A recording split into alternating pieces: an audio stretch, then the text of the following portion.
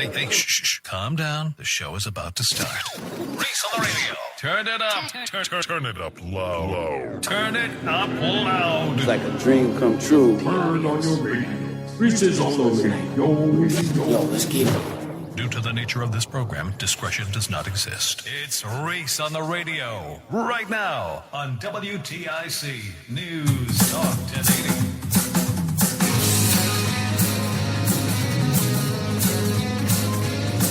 Hey now!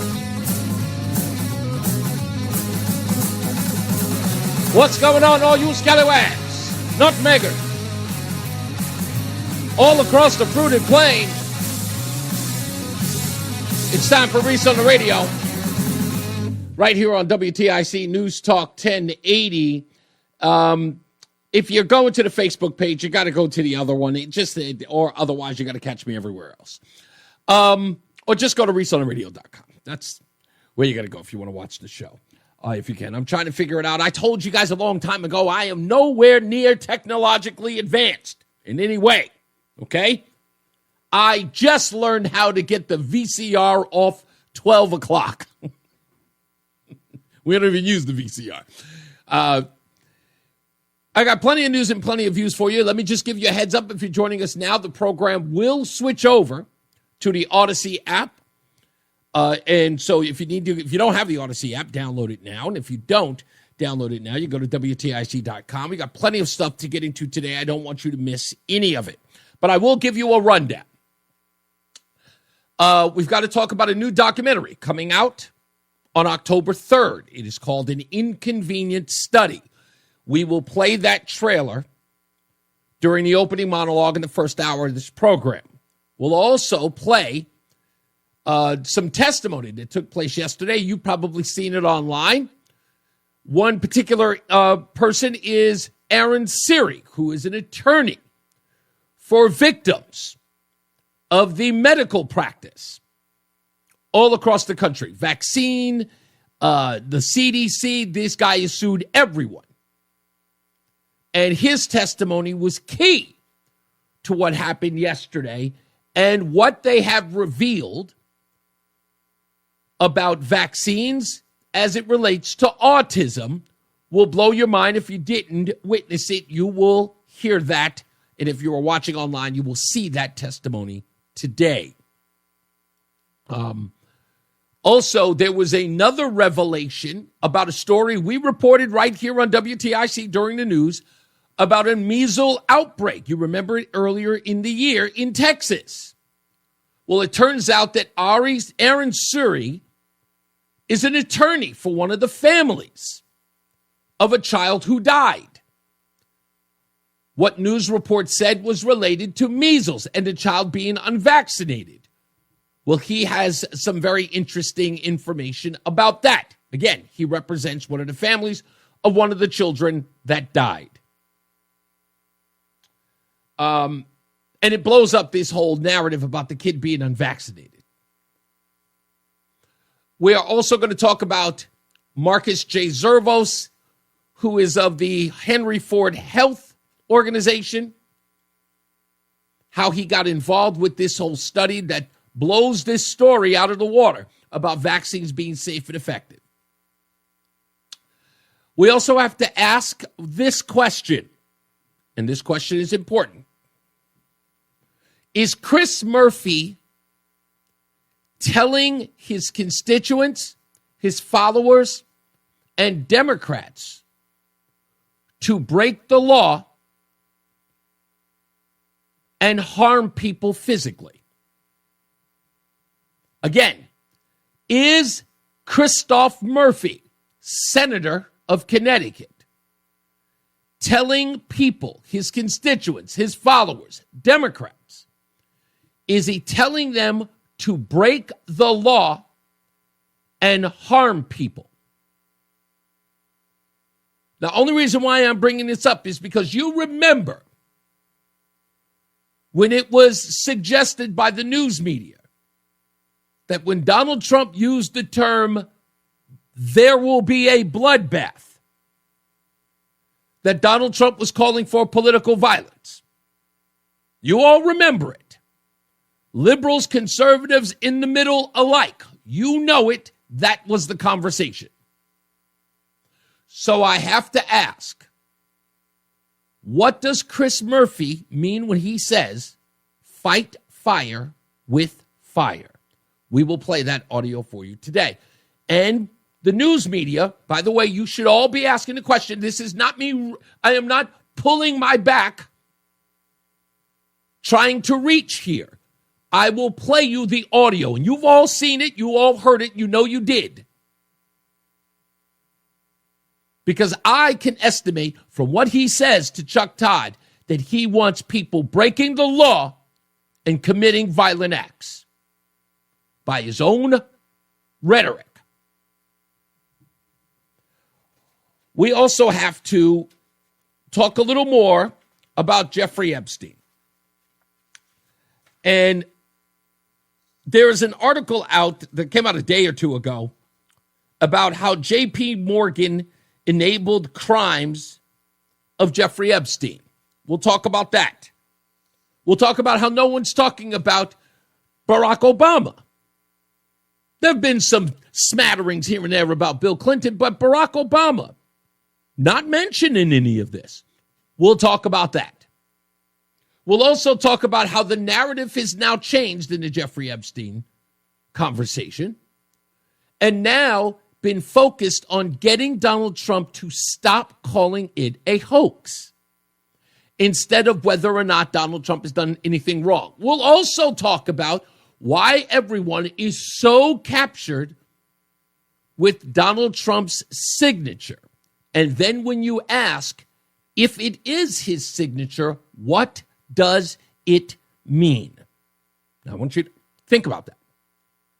If indeed this birthday letter to Jeffrey Epstein, Donald Trump did sign, what does it mean? If you are scrambling, trying to figure out what an answer is, that's all you need to know. If you ask someone, what does it mean if Donald Trump wrote it? Okay, he wrote it. This means what? And they go, well, you have them. We'll explain that as well. We'll also talk about the primaries that took place yesterday. Do they mean anything? Should we care? We'll talk about that as well. But now let's get to it. So this Aaron Siri guy, who had to face off against the likes of Dick Blumenthal, who, when he is back up against it, when he has been sort of hoisted by his own ridiculousness, he always nervously laughs. And I'd like to show you a little bit of that in this testimony yesterday. This was the Senate Homeland hearing on public trust in vaccines. Here is Dick Blumenthal, knowing that this man has sued health practitioners, the CDC, health professionals, doctors. This guy has depositioned them, hundreds of them, if not thousands of depositions. This man knows his stuff because he has to rely on evidence because he's suing. Dick Blumenthal wants to go the amateur route of, but you're not a physician, right? You're not a doctor. We've been talking about medical issues. You're not a medical doctor, are you? No, sir. And you're not an immunologist or biologist or I bet you can say the word, Dick. any kind of... Or vaccinologist. No, but I depose them regularly, including the world's leading ones with regards to vaccines, and I have to make my claims based on actual evidence when I go to court with regards to vaccines. I don't get to rely on titles. Okay.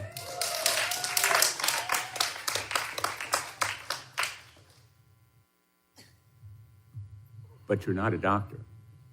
No, I prefer not to be a doctor because I prefer to rely on the evidence, not slogans like we've been hearing. So to have to go through that with the coy and condescension of a guy like Dick Blumenthal, I'm glad, he could have gone deep. I could have said, I haven't been to Vietnam either. I could have done that, but he didn't. But he was a serious guy there. So before we get into further, I want to play this documentary trailer for you. Again, it's called An Inconvenient Study. And it has to give you sort of a background on this, if you don't know about it, they went to find a doctor who would fight them on immunizations, on vaccines. A doctor who would honestly fight hard to protect vaccines and the use of them in children, but had him do the independent study. Do the study, but we need you on the side of protecting vaccines and vaccinations. And this doctor, by the name of Marcus J. Zervos of Henry Ford Health, did the study. He was there to debunk any rumors, any innuendo that vaccines were not safe. And he released the study to them, but he would not publish them.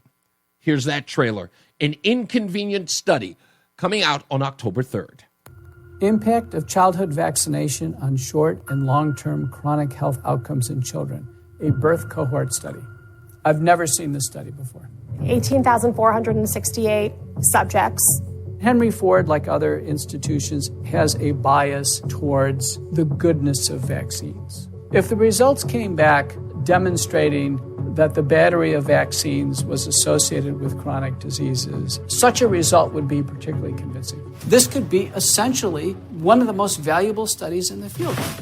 The vaccinated subjects were over 4 times more likely to have an asthma diagnosis. 600% more acute and chronic ear infections. 4.47 times the amount of speech disorders in the vaccinated compared to the unvaccinated. 5.5 times risk. 616% increase. Learning issues, developmental delays, speech delays, language delays. Amongst the unvaccinated group, there were 0.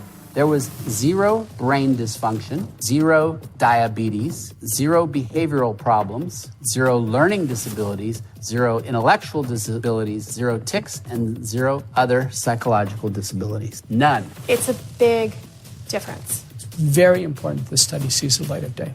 This is devastating. This paper should have been rushed to publication on an emergency basis. We are systematically making kids sick, and not just a little bit sick, very sick. This may be the most important study that has ever been done, and it needs to be published. He knows if he puts his name on this, his career is over. I mean, obviously, really emotional. Zervos probably going to lose his job over this.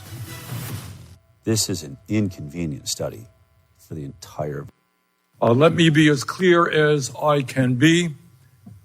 We are now witnessing a full-blown war on science, on public health, and on truth itself. That is what we are confronting right now. At this unprecedented moment in American history, it is important to share the facts as clearly as we can. So I will take this opportunity to make a very simple point. Can't be simpler. Vaccines work, period. I wonder if they work as good as socialism there does, Bernie. So this hearing yesterday is about, and most of the people who were there in that documentary, a lot of them showed up at this hearing yesterday. This, of course, was the Senate Homeland hearing on public trust in vaccines. And this guy, Aaron Suri, his testimony was very, very key in a lot of these cases because, again, what he needed was evidence for the families he's representing who are accusing places like the CDC and other hospitals of injecting their children with poison. It showed the results of the analysis comparing children enrolled in Henry Ford from 2000 to 2016 from birth onward who had no vaccines compared to those who had 1 or more vaccines. This study was based on actual medical records, meaning finally a large vaccinated versus unvaccinated study using health data from a major United States health institution, something, as the IOM pointed out, never existed before. The study began by explaining it set out to reduce vaccine hesitancy by assuring parents the CDC vaccine schedule is safe.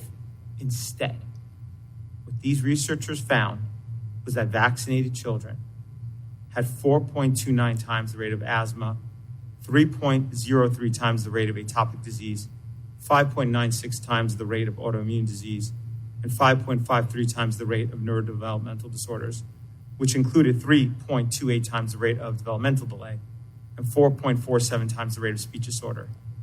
All of these findings were statistically significant. He went on. There was also other conditions for which there were numerous cases in the vaccinated group, but zero in the unvaccinated group. Hence, a rate could not be calculated, including brain dysfunction, ADHD, learning disabilities, intellectual disabilities, and tics. For example, there were 262 cases of ADHD in the vaccinated group, and there were none in the unvaccinated group. In this study, there were around 16,000 kids in the vaccinated group, by the way, and around 2,000 in the unvaccinated group. So the rate, of course, between those is important, and that's what the study compared. These findings were troubling, including because these chronic health issues can be caused by immune system dysregulation, and vaccines can cause immune system dysregulation. Citations for this are in my written submission. Overall, the study found that after 10 years, 17% of the unvaccinated children had a chronic health issue, while 57% of the vaccinated children had at least one chronic health issue, often multiple. That's 17 versus 57%. The only real problem with this study and why it didn't get submitted for publication is that its findings did not fit the belief and the policy that vaccines are safe. Had it found vaccinated children were healthier, it no doubt would have been published immediately. But because it found the opposite, it was shoved in a drawer. So with all of these people running around like Bernie Sanders, let me say unequivocally, not a doctor. With a bunch of people in white coats applauding like trained SEALs, have not whatsoever refuted what you just heard. Nowhere will you see it. Anywhere will you see a disclaimer that says those claims are false. Nowhere. It's been at least 24 hours. Nothing. When we come back, we'll talk a little bit about what Ari said about the Texas case. We'll also play that Texas news report as well. So stand by. More news, more views than you can shake a stick at. As always, it's Reese on the radio on WTIC News Talk 1080. Listen to WTIC News Talk 1080 on the free Odyssey app. Download and like WTIC today for alerts on special programming. This is the reason why I normally don't like to give the rundown. And that was originally what the show was supposed to be like. The opening of the show, you give the rundown of things that you want to talk about, and then everybody wants to talk about the stuff that you talked about in the rundown when it isn't appropriate. But that's okay. I'll play along since we have to. Reese on the radio on WTIC. Welcome to the program. Number's 860-522-WTIC. We are going to .com. That's WTIC.com. You can always find us at ReeseOnTheRadio.com, of course, or you can download the Odyssey app because the Red Sox will be playing this afternoon, and we'll keep an eye, of course, on those scores as well. By the way, I didn't get a round of applause, and neither did Mark Christopher, but I'll give it to us now. Our Monday night pick came through. Not so much for Roland. Roland went with the Bears. He was probably feeling great in the first half of the game. Vikings looked like crap. This young kid, J.J. McCarthy, looked like he was going to blow it after the pick six, but he rallied his troops and ended up making it. I mean, you got to be happy about that, right? I mean, it was great. No. He's not even a rookie, but he looked pretty good. Yeah, that Caleb Williams kid, I don't know. He's trash. You think he's trash already? I'm only saying that because I was in a heated battle in my pick'ems for first place for week one, and he helped. Which was he didn't help at all. Yeah, and all they had to do was win. That's all he had to do. He didn't have to have any stats or anything. He just had to win that game. They just had to win that game. It looked like he could. I mean, I thought it was. I was celebrating. I celebrated too early. That's what happened. Yeah, it looked good at the end, like there was going to be a shot, but that defense picked up. It was again. Vikings looked like it was all but gone, and they turned it around. But now everybody is going around saying that the Ravens Bills game was rigged, as was the Monday night game now because they're trying to keep everybody interested. I'm like, really can't rig football like that. Oh, you definitely can. You can rig any sport. Yeah, I know you could, but really, like, you're going to sit up here and tell me that they're all in cahoots with each other? I'm not gonna say the Bills Ravens game was rigged because Derrick Henry, he never fumbles. They're not gonna say, "Hey, Derrick, I need you to fumble." Yeah. He's not going to do that. Yeah, so. exactly. I'm not going to lie, though. I will say this about Derrick Henry. When I watch him on the field, I kind of feel like he is an unfair advantage when everybody's playing. The man is so big. He is so colossal. It is like, and the way he runs, it's not that he's fast. He's just powerful. And he changed, there used to be a time. He's fast. He's fast in that sense. But you know what I mean? It's like, if he gets into the secondary, forget about it. That's when the speed comes in. Yeah, it's too late. He can go through a hole like nobody's business because he's so strong. He has changed that idea that you need a short sort of Derek Sproles, Emmitt Smith, Barry Sanders, LaDainian Tomlinson. He's totally removed that element as a running back. Now the running back can actually stand up straight and just run through an O-line. It's just, he's changed that. But come on, man. He's a once in a generational talent. Yeah. So it's not absolutely. Like they don't fall. They come that size, but they're not that effective. Yeah, exactly. And they're not that fast. He got clocked at almost 22 miles an hour on that run for a touchdown. So it's like at least he has the speed. But I'm just saying that usually when they're looking for a running back with speed, it's usually the 5'7" guy. You know what I mean? He's the smallest guy. Yeah. He's usually built. Because what is Barkley? He was like 5'9"? Yeah, exactly. So it's like there's that stocky sort of look. And they all have that one fundamental look to them. If you look at any one of them, from Emmitt to LaDainian to Sproles to, they all have that signature look. And then you see a guy like Derrick Henry and just go, that guy's not like the rest of those He's guys. a linebacker. Yeah, exactly. That's exactly what he looks like. Anyway, so back to this thing. Donald Trump is given to irresponsible rhetoric. You're 100% right, AT. I'm going to bite. Yes, Donald Trump is given to irresponsible rhetoric. Yes. This means what? Because if you think it means what Black Lives Matter did today, then fine. I think you're in the right. Now, you may not know what Black Lives Matter posted today, but you should probably look it up. And Black Lives Matter, in response to the killing of this Ukrainian girl, posted a video of a black woman and a picture of the bus, of the light rail and the murder, and posted a black woman saying that black people have a right to commit violence.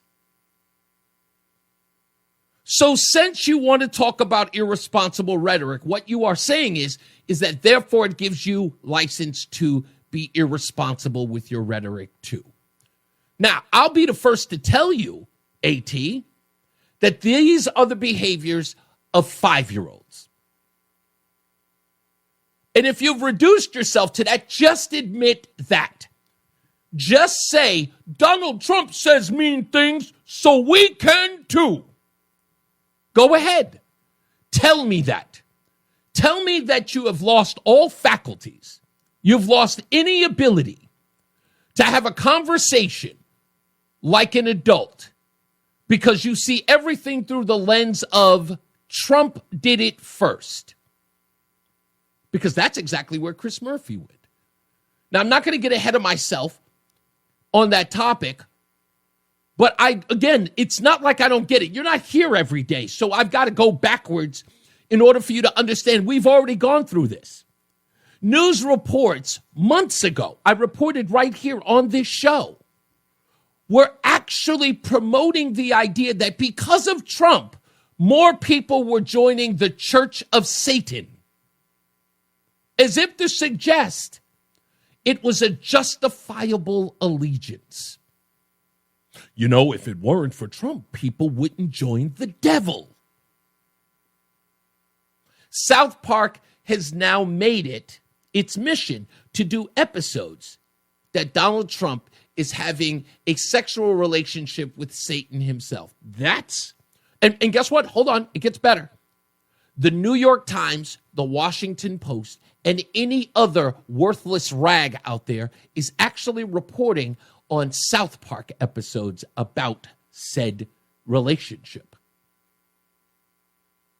They've actually legitimized a cartoon that they used to dismiss when it went after things that they protected.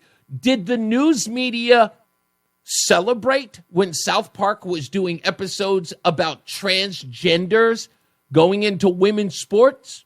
No, they did not. They weren't talking about how South Park had its finger on the pulse of the United States when it came to that issue. No. You could find no articles anywhere, but they do an article that has Donald Trump having a sexual affair with Satan, and ha, ha, ha, ha, ha, everyone should watch this episode.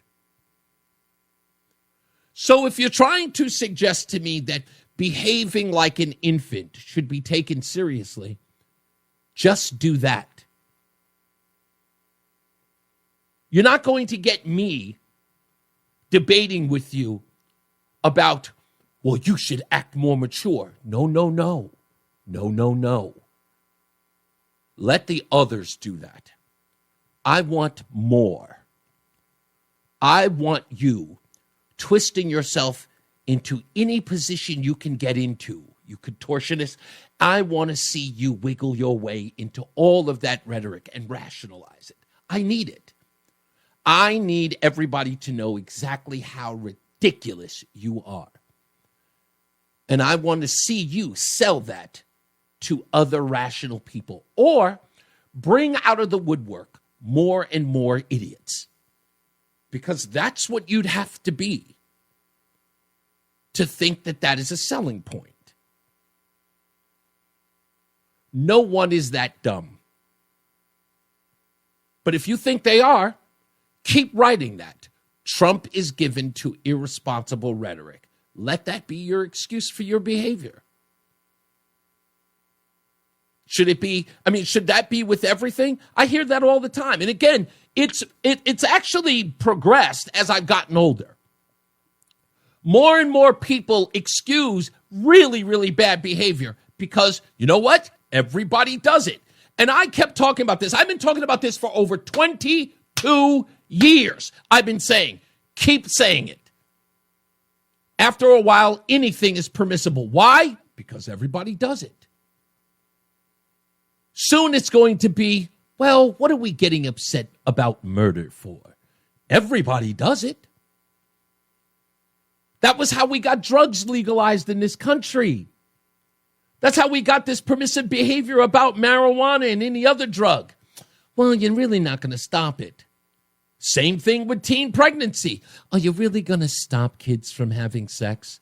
Which in essence is nothing more than just saying, I give up. It's too hard of a fight. I can't be a rational human being. I can't behave like an adult because Donald Trump doesn't let me. Donald Trump says bad and mean things, and I just can't take it anymore. And I need to say bad and mean things too. Come on. Just please. I would prefer, in all honesty, you shut up. With all due respect, I would just prefer you shut up instead of looking like fools. But you can't help yourself. Because here's the real truth. Here is the honest-to-God truth that none of you will admit. Deep down, you want to be bad. Deep down, you want to be evil. Deep down, you want to hurt others. That is your true nature. The only thing you were doing was looking for an excuse. And now you think you have one. You've got the big bad orange man. He's given us permission to break the rules, to harm others, to malign and to attack our fellow man. It's his fault, not ours. We were just responding to him.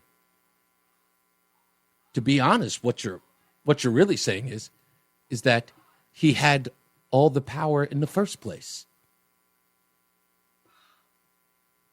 We'll take a break. We'll come back and we'll find out why my wife is screaming when we return. It's Reese on the radio on WTIC News Talk 1080. It's Reese on the radio on News Talk 1080 WTIC. All right, we're back. It's Reese on the radio. As many of you have just heard, it appears that Charlie Kirk from Turning Point USA was at a Utah Valley University event. He has been shot. We are now pretty much listening to Fox News and any other reports that we can find on whether or not he has actually been. He has been hit, and no other news. Okay, but he was hit.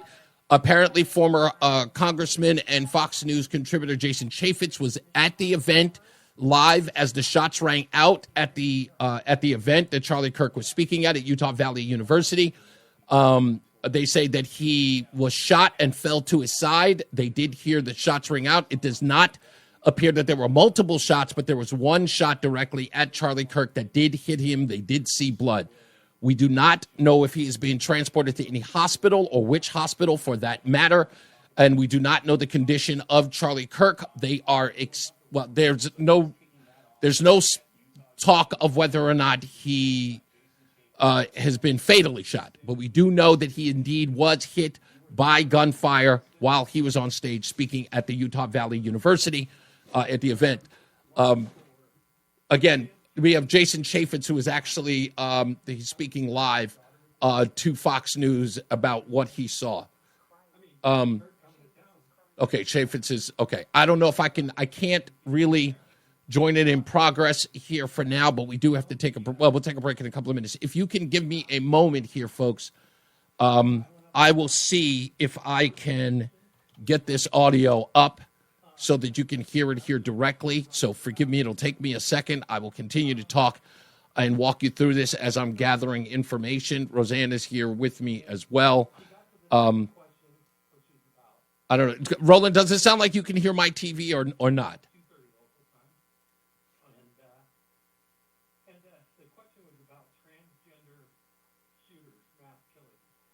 No? Okay. All right. No problem. Actually, just hold on, folks.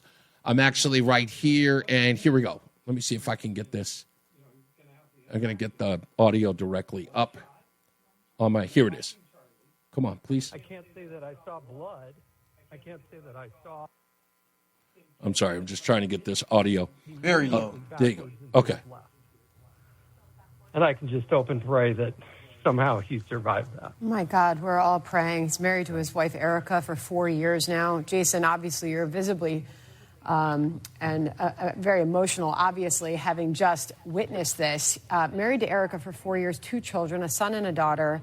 All we can do is pray right now until we get an update on what exactly happened here and his condition, although there are reports that he was ushered off by his security team, and if shot, obviously, hoping he's getting immediate medical help. There are obviously, Jason, starting to be some pictures emerging online of the moment when this happened. There are even some photos of a man who was hauled off after this happened. So we're waiting on details and facts as this story develops. But we know Charlie. We've seen and heard from him many times over the years. He's been a very present conservative through the Trump movement, leading students. And to your point, Jason, you said he came to town. We came to listen. He has an enormous following and so many supporters that obviously would be praying for him right now, Jason.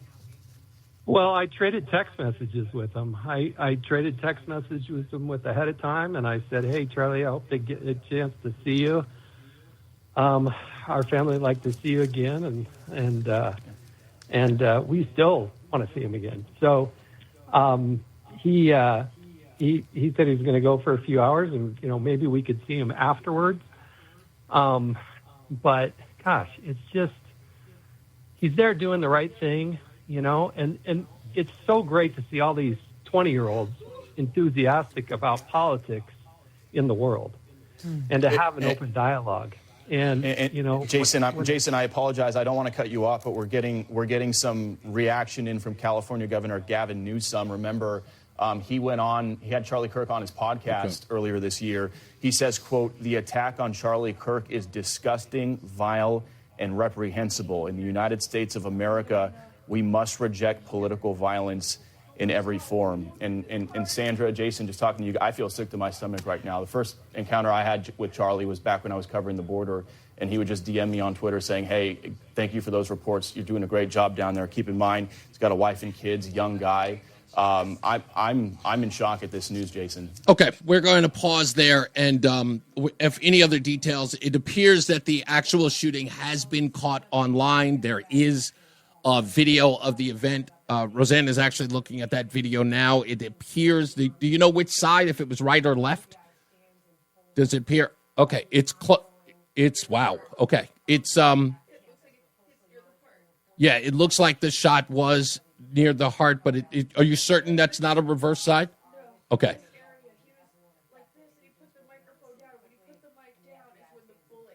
Okay. All right, so he was answering a question, and then that's when the bullet strikes him. I guess if there's an availability for you to see it online, you can look that up if you wish to. I don't recommend it if you're not. So we have, like I said, we'll follow this story. We pray for Charlie Kirk. We hope that, of course, the family does not lose a husband and a father. And those are the only people we should be thinking about right now, not about the political rhetoric to this. A man's life hangs in the balance, so we need to wait and see and pray. Pray as hard as you can, okay? Just pray as hard as you can. I'm sure that we'll have any more details with John Silva at the top of the hour news break, which we will go to in a couple of seconds, and we'll get any details that we can get on this side, on the other side, when we come back. So stand by. More news, more views. Reese on the radio, updating on Charlie Kirk. Here's John Silva in the WTIC newsroom. Reese on the radio, making sense of the news. Yeah, even when it makes no sense at all. Now on WTIC, News Talk 1080. All right, we are back. It's Reese on the radio, WTIC, in about a half an hour. Well, less than that, I apologize. Roughly about 22 minutes. We are going to go to our online broadcast, which will be at the Odyssey app or WTIC.com, or you can watch it live on ReeseOnTheRadio.com or any of the platforms that you watch it on, Facebook, YouTube, and X, also known as Twitter. Jason Chaffetz is actually live online. He didn't see the actual shooting, or at least that's not what I'm hearing, but he was at the event. We did watch the video. For those of you who do not, I totally understand. Please forgive me if you don't want to hear what I am about to describe, but simply enough, it is like any one of Charlie Kirk's events. This was outdoors. He is in a tent. He is surrounded by hundreds of young people at the university. If you might remember this about Charlie Kirk, he was very instrumental in getting young people to vote in this past election and to vote for Donald Trump. He was he was the driving force, and he had been doing what he's been doing, or what he did today, for years, going to college campuses and promoting conservatism and, in some ways, Christianity on those campuses. And kids who wish to see him will come out and listen to his speeches. Other kids who do not agree with him are given the opportunity to challenge him. He does it with his own security team that he has been able to, pay for and acquire. And he has a large following. When he comes to a college campus, kids show up. They like him. They are interested in him. He is not some cult leader, as it were. He is a dialogue leader. And he likes having dialogue. He believes in being challenged. And these events are like that. It's in an open air situation. So it's not done with this security where there are people out watching the crowds. They are there to protect him, sort of like right there within line of sight. So should anyone run up on him or do something like that, they can protect him. From what we have been able to glean from this video that people were, from the crowd, taking, they say that it was a rifle They do believe it was high-powered. He is shot from a distance. They do have the shooter in custody. Now, I have to say something that is controversial, but even if it is factual. The person who is in custody is an older male, an older white male, balding, gray hair. I don't want to suggest anything, but come on, think. Just think. And as much as I have a show that's planned out. I spend hours putting it together. But now I've got to consider what I am playing on this air today. Because that Chris Murphy audio and video is exactly what I'm talking about here. And just like the conversation that I was having earlier with AT in the chat room, when he says that Donald Trump is given to irresponsible rhetoric. Whose rhetoric led to the shooting of Charlie Kirk? What rhetoric? And I said, and it's why, I don't believe in coincidences. You say all of those things because, again, at what point do you have to pull back and go, what are you permitting? Because you get to lay, all of your grievances on that of Donald Trump. You get to say Donald Trump says things. So this means what? This means that you can behave? You think he's reprehensible. Does this mean you can be much worse? Where do you give yourself some grace? Where do you look and say, I'm above that? Doing what Trump or what I believe Trump is doing is beneath me. When does that ever come up? No. Because I told you, and I mean it, what you are looking for. And that's all it is. I equate it. I say this all the time, folks. I do. Some of you are annoyed at me for bringing it up because it almost seems infantile. But it is. It's as simple as having 2 children at home. And you catch one of them stealing cookies from the cookie jar. And you say, Timmy, what are you doing? And Timmy turns around and looks at you and says, but Alice took one. Which is Timmy just saying, look, Alice took one and nobody did anything. I want one too. Her bad behavior is license for me to do something wrong. That's the rationale. Now, out of a 5-year-old, come on. 5-year-old doesn't have the wits. Doesn't have the wit to understand that what they've done is wrong and they can't just blame somebody else for what they've committed their own. There is a personal responsibility. So when you're an adult and I say to you, why do you say things like that? And your answer is, well, Donald Trump says worse. It is the same thing. Now I want to give it the other side. I want to talk to you about somebody who would want to take the life of Charlie Kirk.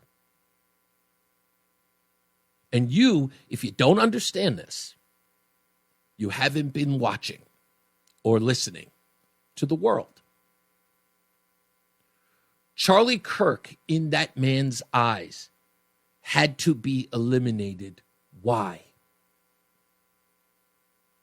It isn't because he didn't like what Charlie Kirk had to say. It's never about that. Never. It is always about the effectiveness of Charlie Kirk. It's the same thing with Donald Trump. Why did they have to remove him from Twitter? Why did they have to remove him from social media?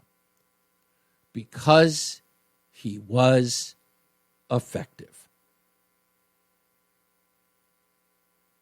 If you eliminate him, that means that the idea dies. But how silly is that?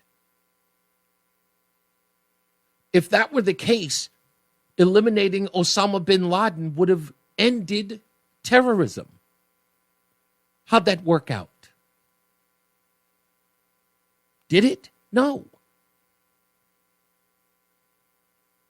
And if we are to believe, as many of us are told, if you strike a terrorist, only more will be influenced. That's what they told us after September 11th. They only grow in numbers if you attack them. That's how the Islamophobia thing came about. Islamophobia, don't be Islamophobic. It will only create more terrorists. We have to be nice. We have to be kind. Why isn't that the case with guys like Charlie Kirk? Why isn't that the case with J.D. Vance? Hell, why isn't it the case with Donald Trump? Don't they believe that Donald Trump and Al-Qaeda are one and the same? Hell, they call him Hitler. Wouldn't attacking him only cause that faction to grow by your own logic? Wouldn't it? It isn't about the things that they say it's about. It is about anger, it's about vitriol, and they need license to do it. That's all. They need it. They want to have their day. They want their pound of flesh. And this individual, just this individual, is responsible for what happened to Charlie Kirk. But if we are to listen to those who like to exploit shootings of this kind, imagine the Pandora's box you have just opened. I really, really pray Charlie Kirk survives. I need him to survive. Everyone needs him to survive. Even those who oppose him.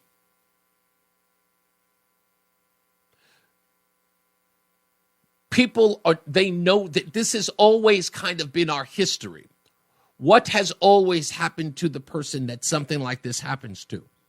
What happens to them? We know how this works out. It gets worse and worse and worse for the people who committed the act, the ones who cheered it on, the ones who are going to be online celebrating this shooting. They will not know what to do with themselves. They will think that this in some way is a victory. But the good people, those of you who think you are so good, you are so virtuous, you are so kind, you are really the most empathetic people in the world, what will you say to those people? Will you tell them to stop? Will you tell them that that's wrong? Will you tell them, will you condemn it? There's a reason why Gavin Newsom was one of the first people, if not the first, on the other side, politically, to come out and say something immediately. And said, no, we condemn this. He's got to condemn it. The two were on his podcast not too long ago. He's got to condemn it. And now others have to as well. They don't have a choice.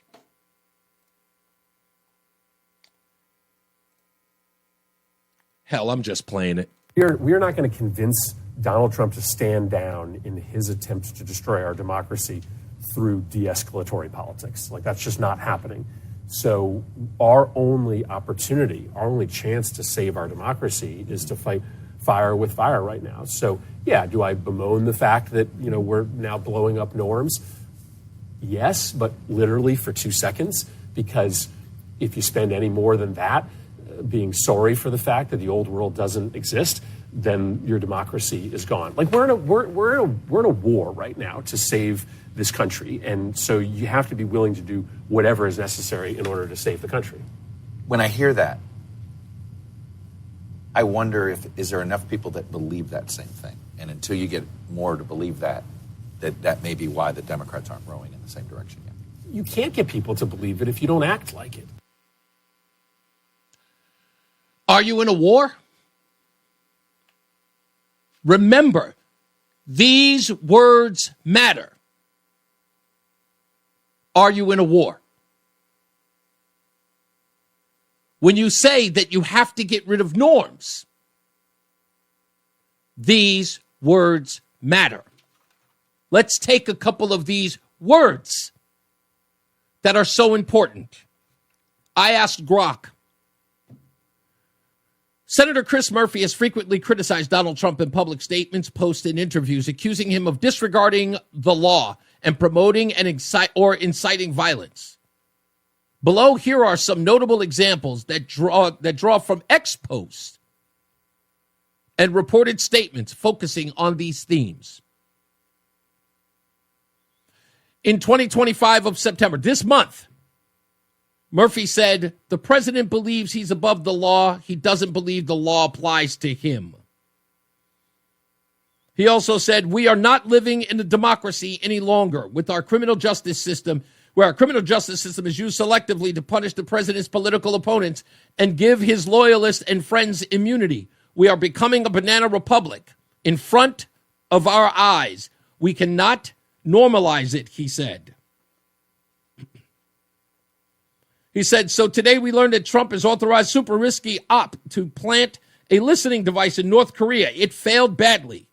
We killed a bunch of innocent North Korean fishermen. And probably not coincidentally, diplomacy went off the rails. Here's where he talks about violence. Remember, Chris Murphy's own words says we have to fight fire with fire. These are his words. We have to fight what Donald Trump's doing with the same thing. We're not going to convince Donald Trump to stand down in his attempts to destroy our democracy through de-escalatory politics. Like, that's just not happening. So our only opportunity, our only chance to save our democracy is to fight fire with fire. Right? He also said Trump is making it 100% clear violence will be a major part of his presidency. In June of this year, Trump sends other clear signals supporting political violence. Violence is the key of Trump's platform. He has made it 100% clear that if you commit violence to help him win power, he will protect you from any legal consequences. Again, Chris Murphy. Right now. So, yeah, do I bemoan the fact that, we're now blowing up norms?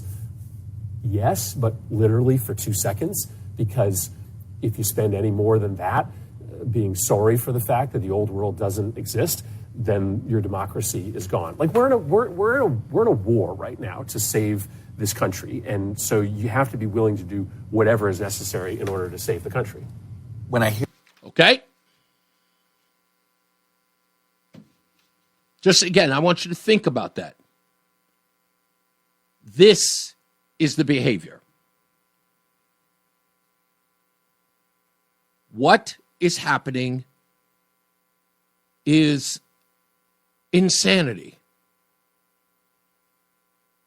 And when you do the things that are being done, when you talk about things in the manner in which you do, like Chris Murphy, like Bernie Sanders, like Rachel Maddow, like Lawrence O'Donnell, like, hell, everybody at MSNBC, and you use words like they are going to kill or they are violent.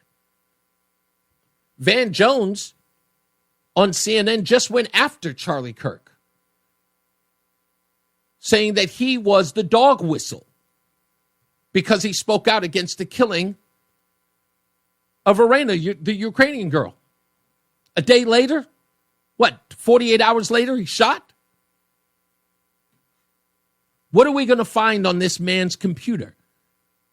They captured him alive. James Hodgkins, back in 2017? He was killed in his efforts to attack Republicans, but what did they find online? Repeating the mantras of Rachel Maddow and Bernie Sanders that Republicans are going to kill people over health care. Kill people. Hodgkins took it upon himself to put an end to that. I've got to stop. He took it upon himself. You're right, Bernie. You're right, Rachel. I have to take this upon myself. 40 seconds. Got to go in exactly 40 seconds. Okay, that's fine. We can go in 40 seconds. Looks like.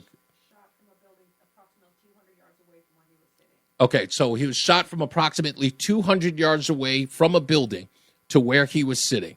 Any work on nothing on his condition as of yet? So far, I've listened to the video. The man that they've got. Yeah, the man they have in handcuffs. Says is, I have a right to remain silent. Okay, so all right, so he's not giving up anything. So they're going to search everything. Yeah. Okay. So we got to go to a break. Roland, just cut me off if I missed the cue. We're gonna switch over to .com. Of course, you can go to ReeseOnTheRadio.com if you don't have the Odyssey app, or if you can't get to WTIC.com, which seems easier to do. So just do that, and we'll see you in a little bit. It's Reese on the Radio on WTIC News Talk 1080. Hey, how'd you get your water heater fixed so fast? Aiello Home Services, same-day plumbing. I gave them a call, and they had a plumber on their way. They even sent the plumber's real-time location, so I knew when they would be here. Did you say same day? That's crazy.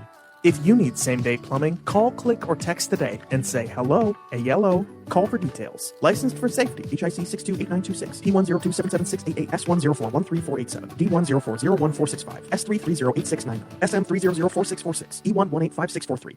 Hey, what's up, flies? This is David Spade. Dana Carvey. Look, I know we never actually left, but I'll just say it. We are back with another season of Fly on the Wall. Every episode, including ones with guests, will now be on video. Every Thursday, you'll hear us and see us chatting with big-name celebrities. And every Monday, you're stuck with just me and Dana. We react to news, what's trending, viral clips. Follow and listen to Fly on the Wall everywhere you get your podcasts. Get a head start to your day with WTIC News Talk 1080. Listen to us live on the Odyssey app before you even hit the road. Get the breakdown on the biggest news stories that Connecticut is talking about. To get started, download the Odyssey app and search for WTIC News Talk 1080. Life unfolds in ways you never quite expect. Starting a new business, getting remarried, being hurt on the job, or through personal injury. Each time, you're left searching for someone new to trust. But what if you had a full-service law firm that knows you and a firm that can represent all of your legal needs? With BPS Lawyers, you get more than a lawyer. You get a full-service law firm. Visit bpslawyers.com. BPS Lawyers, your lawyers for life. Proud full-service law partner of UConn Athletics. Nick Payne-Dearis is responsible for the content of this ad. Mint is still $15 a month for premium wireless.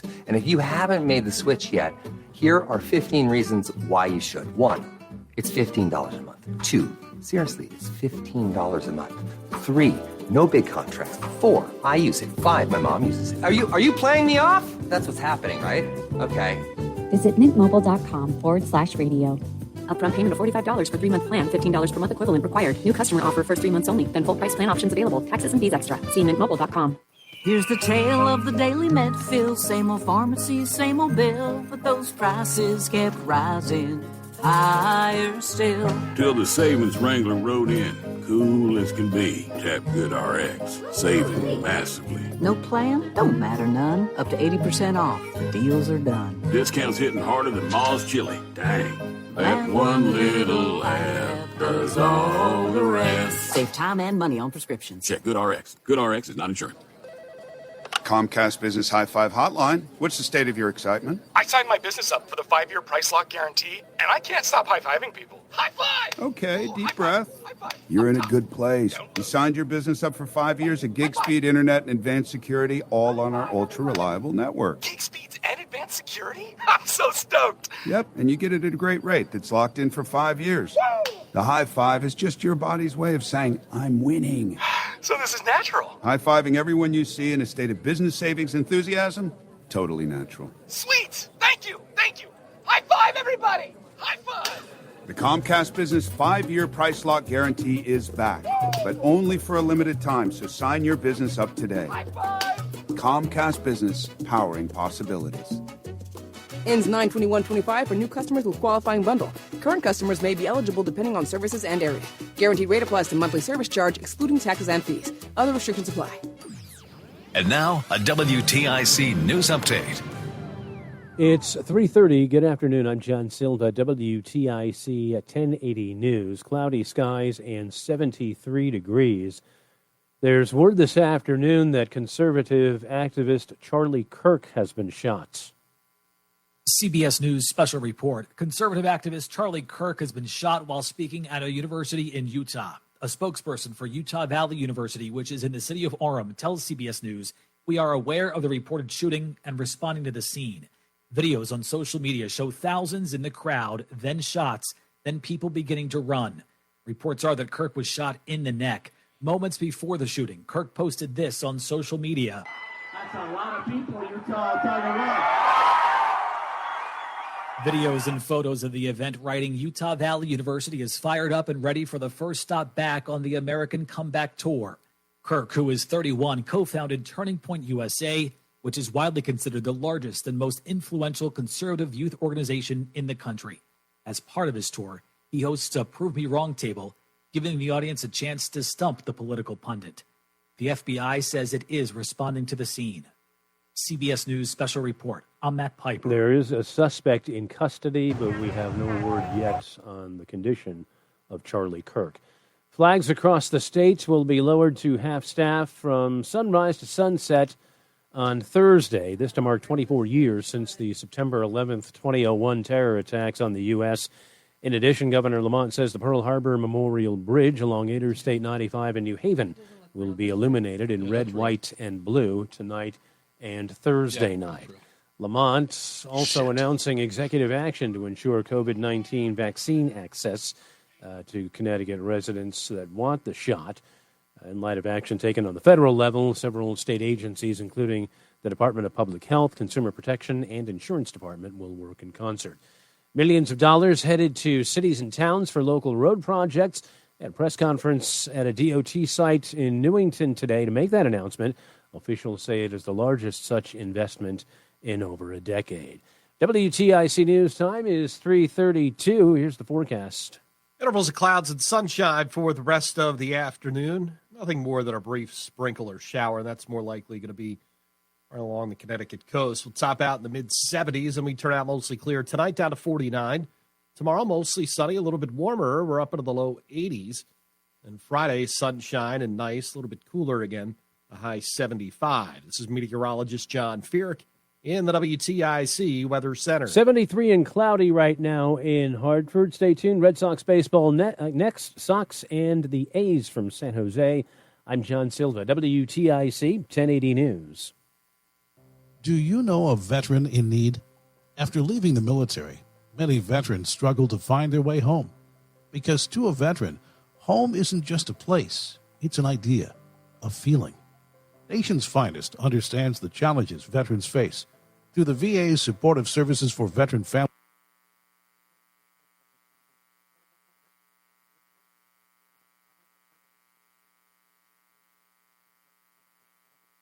It is very clear that this country is still struggling with racism. We still have racism showing up in almost every institution. We don't know why that man did what he did. And for Charlie Kirk to say, we know he did it because she's white, when there's no evidence of that, is just pure race mongering, hate mongering. It's wrong. Sorry about that. Yeah, we're back. We're online at WTIC.com and, of course, ResearchRadio.com. I'll go to your comments in a second. So what we're learning so far is that they do have the suspect in custody. At one point, there's a video of him walking or having difficulty or stopping himself, sort of like doing the dead foot while they're moving. And then at some point, they have to carry him to a vehicle to take him to the police station. There is still no word on Charlie Kirk's condition. I hope that is a good thing. I want it to be a good thing. And I'll be honest, behind the scenes, I'm just shaking my head and just praying and just going, please survive. It's not even about needing. I want him to survive. I don't, this is not one of those things where, he's got a young family, and the only thing I want for him is to go home to his wife and his children. That's all I want for him. And, this is one of those things where you just, don't let them get an edge. I just don't. He's a good man and a good person. And, I know it's up to God. I know it's God's will, and we have to accept him and do God's will. So Charlie has he's accepted the Lord Jesus Christ as his Savior. I know he is good with him, and I just want him to be there for his family. That's all. Craig says, Sorry, pal, but there's no nuance to the left, just different degrees of sick. I hope there's people smarter than me that can give context to something like this. Yeah, again, like, this is, one of those things where you can't look. I'm going to say that a lot of people are going to say that look and listen to the things that are said on the left. And what they're doing is taking mentally unstable people and unleashing them onto the public so they can do what they do. But we've always known that. People are going to take this ridiculous comment that came from Christy Holmes. And, yeah, I'm about to play it. This is, no, not Christy Holmes, Katie Tur on MSNBC, who said this, which is, again, reprehensible. But again, like I said, don't be surprised at these people being who they are. In which a shooting like this happens. Yeah, and again, I emphasize what you just emphasized. We don't know any of the full details of this. That we don't know if this was a supporter shooting their gun off in celebration, or so we have no idea about. Yeah. So Katie Tur on her program has somebody on who says, we don't know what this is. This could have been a supporter shooting his gun off in celebration. Like, and what is the purpose of saying something like that? What is that for? Because deep down inside, what they are fearful of or concerned with is that their rhetoric is going to be blamed. They already have a sense of responsibility. That's why saying that to their audience is like, this could have been anything. If you're an objective news network, you don't have to cover anything like that. You don't even have to cover your own ass. You don't. You don't need to. You simply go, we don't know the details. We don't start speculating ridiculous things like that. Oh, so someone shooting in the air managed for a bullet to go 200 yards? Shut up. Which again, this is what we call showing the hand. Yeah, we don't know what it was. It could have been anything. Yeah, we know it could. We know what it definitely was. Charlie Kirk is in the hospital with a gunshot wound. How about just sticking to that? Here's CNN. Again, desperate to almost, in a weird way, try to justify the violence committed by the individual. He's also a controversial figure at times. He goes into these various college campuses, pushes conservative issues, gets into heated back and forth often with these students on these college campuses. But of course, none of that is violent. Then what's the purpose of bringing it up?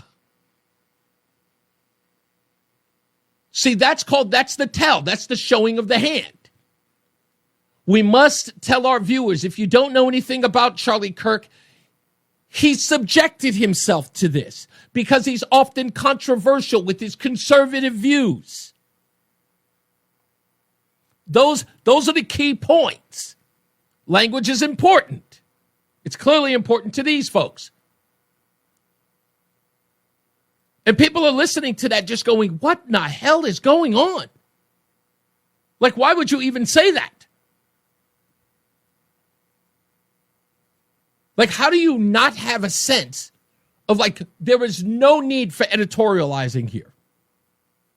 Charlie Kirk has been shot. A suspect is in custody. Police are investigating. We are trying to get word at the hospital he's been taken to find out his condition. Now back to regular news. I got nothing else to add. But the incessant need to add commentary.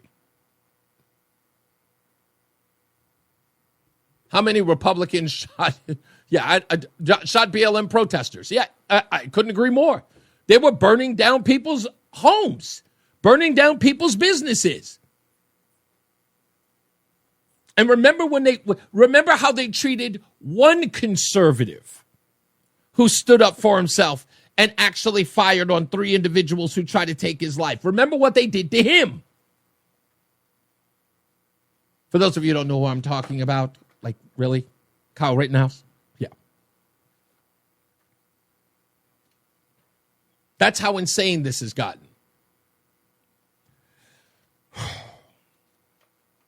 I didn't want to have to play that Chris Murphy thing after this, but, this is going to be one of those things that we've got to cover, and we're going to have to be as tireless when it comes to more and more details. There is nothing that is online I am watching because, unfortunately, we can't rely on mainstream news media. I don't even care if it's Fox. But if something does, somebody else will break the story. I'm sure they will. I can't even read some of the other stuff that's on here. People are praying. Everybody out there is praying for him.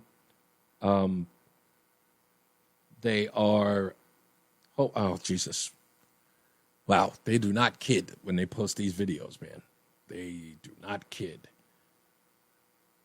And now other people are now posting the Chris Murphy audio, as I suspected was going to happen, was immediately going to happen. I know, and I hope, I really do, I hope that Chris Murphy is smart enough to, 1, take it down, or to 2, respond. Now, I haven't seen anything yet. In fact, I'll go to his page because that's going to be the case. Now, I was going to make the case that people in the news media should ask Chris Murphy, what does he mean when he says that norms have to be pretty much dismissed? There is nothing as of yet, so he hasn't posted anything. This is 3 hours ago, him complaining about the Venezuelan boat. Nope. He still got up the video, so we'll see. I'm sure plenty of people are responding to it. I'll go to the phones for a minute. Let's go to Mark. What's going on, sir? So, you know me. I call the newsrooms up. You're going to love this one. Talk to me. Called up FSB, and they said they're reaching out to everyone. And I said, can you be more specific? Did you reach out? My question was to each of the newsrooms. Did you reach out to Senator Chris Murphy for a statement, soundbite, an interview? You sent a crew to his office, anything? That's how I started each newsroom question. So they said we're reaching out to everybody, and no specific. The next one was WTNH. Yeah, I'm not sure if we are. WFSB, no, not yet. And the best was Fox 61, a real wise guy. Yeah. Why would we do that? Oh, my goodness. I'm not joking. Why would we do that? I said because there's no other elected official in Connecticut that has spewed more rhetoric towards conservatives and Republicans with, dangerous words, statements, sound bites. And he goes, well, what? Oh, so you're telling me, and he goes like this, so you're telling me, so a political activist is what you're interested in, having us cover? Really? And then he hung up the phone. Wow. Fox 61. Hey, can I give out the number? Why not? It's their number. It's their newsroom number. Yeah, 860-727-0082. I hope you guys troll this. Give it guy. again. Give it again. Give it again. I never reach anybody so insensitive in a newsroom ever. One more time. Why would we cover it? One more time. Over a political activist? Can you even hear me? One more time, sir. 860. Oh, I'm sorry. I couldn't hear you. That's okay. 727-0082. Okay. Thank you, sir. Yeah, we're gonna follow up on anything that we can on any other news, and I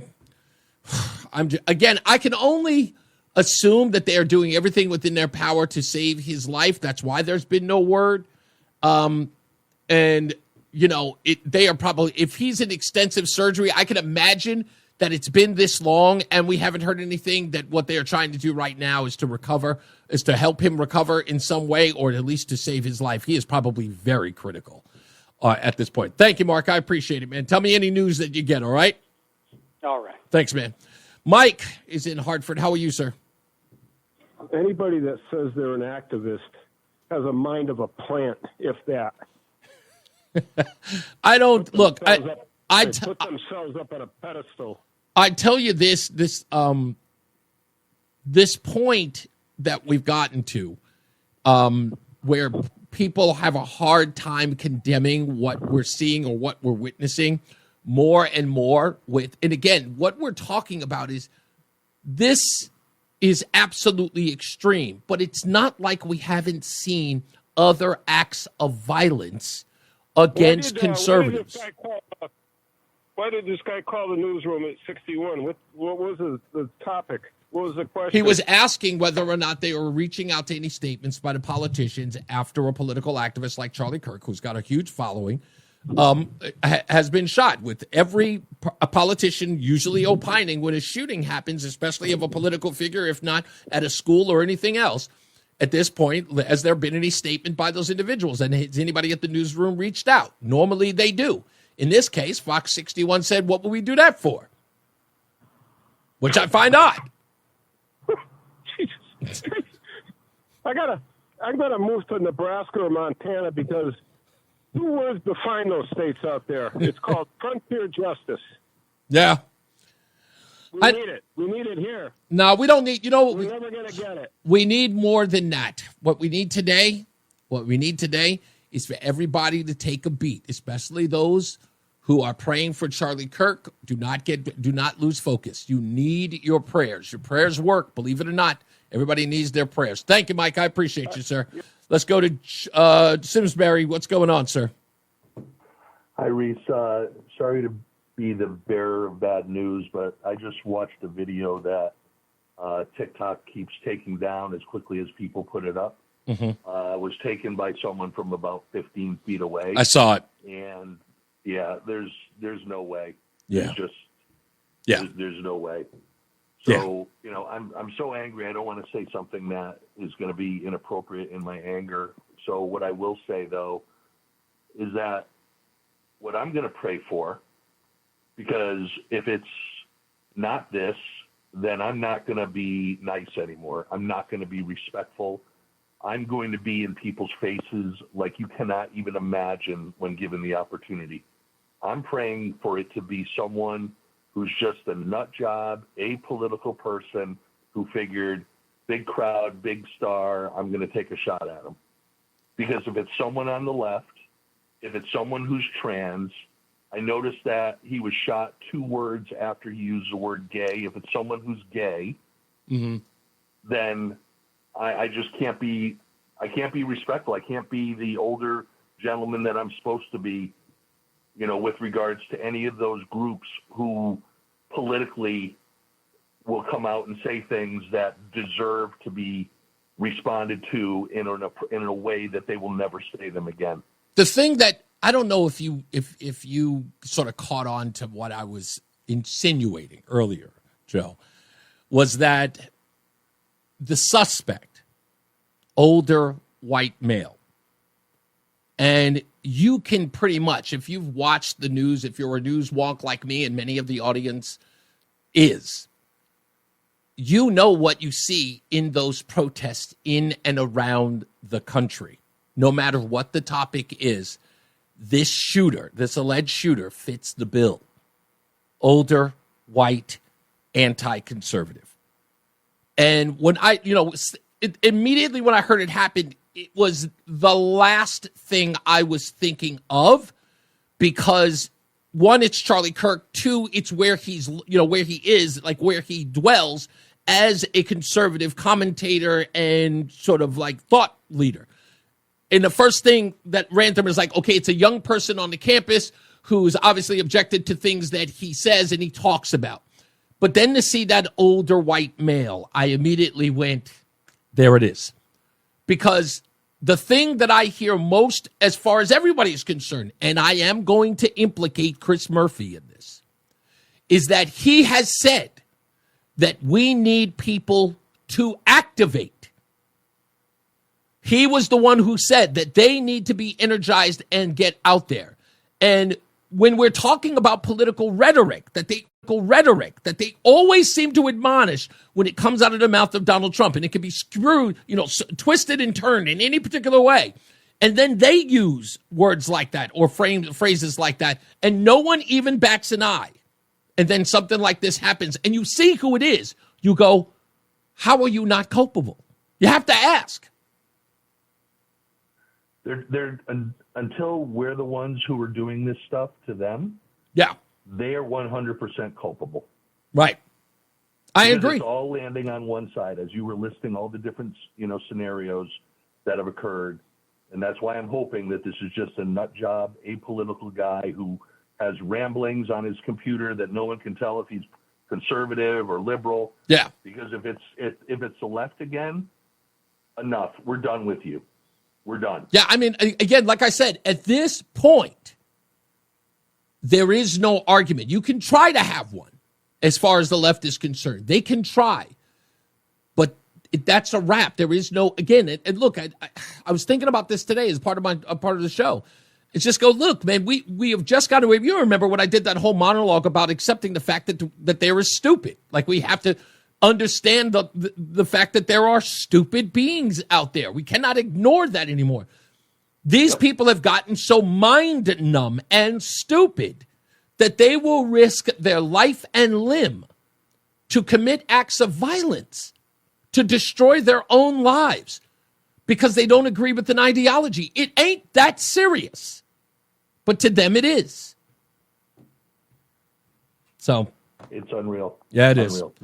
Not good. Not a good day. I know that. Look, I'm with you. I saw that video. It made me pray even harder. But I'll just say this, because I'm not going to say what we're talking about. I guess people can suggest. But I hope we're both wrong.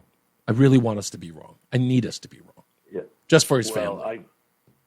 I know he could have been at the front door of an operating room. Yeah. And I don't think that this is going to turn out well. Okay. All right. We're hoping. We're praying. Thanks, Joe. I appreciate you, sir. Thank you. You got it. All right. In a minute or so, we're going to, just about a minute, we're going to get our first check of weather and traffic. Again, we will keep following up as we go on. I've got more news and more views. I'll try to see if we can take our minds off this a little bit. I will read your comments when we return also in the chat room. Try to, if you can, try to say something positive. If not, for the life, the legacy, and the memory, if anything, for Charlie Kirk. And we'll read that when we come back. And we're going to sit here and wait.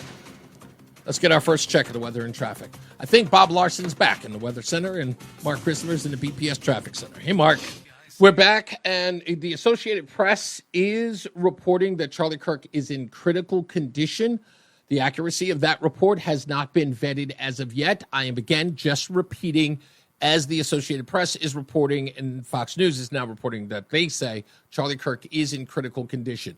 Now, the video's online, and it was the reason why I made that claim. I said, be careful at what you are watching, because one video that I saw may have been AI, and it showed that he was shot in the chest where the heart was. And I was very skeptical of that, because that video was just gave me pause. So what I do understand now from actual witnesses who have gone live have said that he was indeed shot in the neck. And Turning Point USA has released that statement. And what they said was, it doesn't look good, quote. That was what they said. I would normally play the bit, but I don't want to because, of course, of the tone. But I do want to congratulate Karen L. out of West Hartford today, because she is our recipient of the dozen bagels a month for 6 months, courtesy of Between Rounds, the Bagel Bakery and Sandwich Cafe, which is located in South Windsor, Vernon, and Manchester. If you'd like to win, all you have to do is go to reeseontheradio.com. That's REESE on the radio.com. Put in your information. Make sure your telephone number and your birth date are there. In order for you to win, you must live in the state of Connecticut, and you cannot have won within the last 6 months. When we come back, I will be reading your statements in the chat room. Magic Man Ray is in the chat room, and he wrote some very, very encouraging words to my friend Apple because she is watching this at home, as many of you are if you're at your desk and you're sitting there, with your fingers crossed or you're praying. It all seems like it's going to hell in a handbasket. But I want to read what Ray wrote in the chat room for a lot of you who are bewildered by the events as they take place. Stay locked in. Reese on the radio is on WTIC News Talk 1080. Yeah, we're back. Reading your comments here. So Apple says that this world that we live in doesn't make sense anymore. And Magic Man Ray says, the world no longer makes sense because the rapture has already begun. The Son of Man appeared in the sky. Search giant's face behind the moon. Satan was cast on earth on July 16th of 2024. What does that one mean? He appeared as a fireball over the daytime sky of New York City. Search these things. I know these things to be true because across from my crippled chair shortly after, I was given a new body. Read Revelations. It's over. I don't know about that part, Ray. But yes, I do believe that a lot of the scripture has begun. I do. Because I believe that we are at a point in our lives where we have to fight what is, theoretically, sometimes ideologically, what may indeed be true evil, being masked as virtuous, being masked as righteous. There's a lot of that. For those of you who are interested in a response from Chris Murphy, here it is. Mr. President, I'd first note that we are all horrified watching images and following the news out of Utah, and we are sending all of our thoughts to Mr. Kirk, to his family, to survivors there. I don't know about you, but it sounded like it was a difficult thing for him to do, but, I'm sure it was heartfelt. I'll give him grace. Not so much from but following up on what was just Matthew Dowd over at MSNBC, because, again, what's the point that you have to say something this disgusting? Because you are trying to cover for yourself. But following up on what was just said, he's been one of the most divisive, especially divisive younger figures in this, who is constantly sort of pushing this sort of hate speech or sort of aimed at certain groups. And I always go back to hateful thoughts lead to hateful words, which then lead to hateful actions. Now, again, I go to what I said earlier. What does that mean? It means you have permission. That is cover. That's the 5-year-old response, acting like a petulant child. His hateful words are what led to somebody wanting to take his life. His words didn't kill anybody. But to take his life, that's equal measure. I could do this all day. Why? Because they cannot help themselves.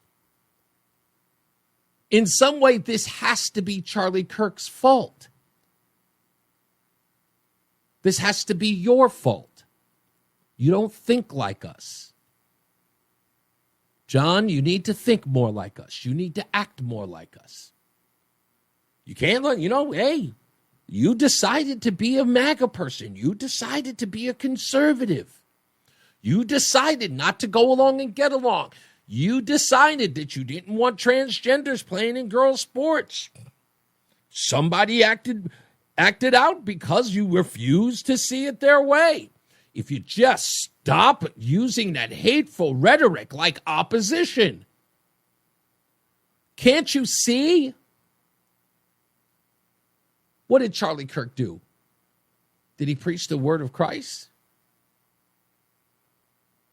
Sure. Did he preach tolerance? Of course he did. But the only thing he wanted to do was have a conversation about truth. Did he meet people where they were and had a conversation with them? Did he invite them to debate him? Let's have a conversation. He did the thing that the other side would never do. He went out there and he made himself open to the public. He puts a microphone there and says, come on, come at it. Come at me with your best. Share with me your ideas. Challenge my ideology. Let's have a debate, a dialogue. One of the things that they keep telling us we need to have, right? We don't talk to each other enough. We don't communicate with one another enough, each other enough. We don't see how the other one lives or walk a mile in their shoes. And here was a guy who did it. He understood where he was going in the belly of the beast. College campuses. Where what? Liberalism dwells.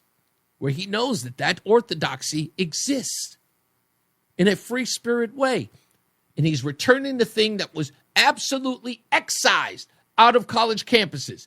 The ability to challenge oneself.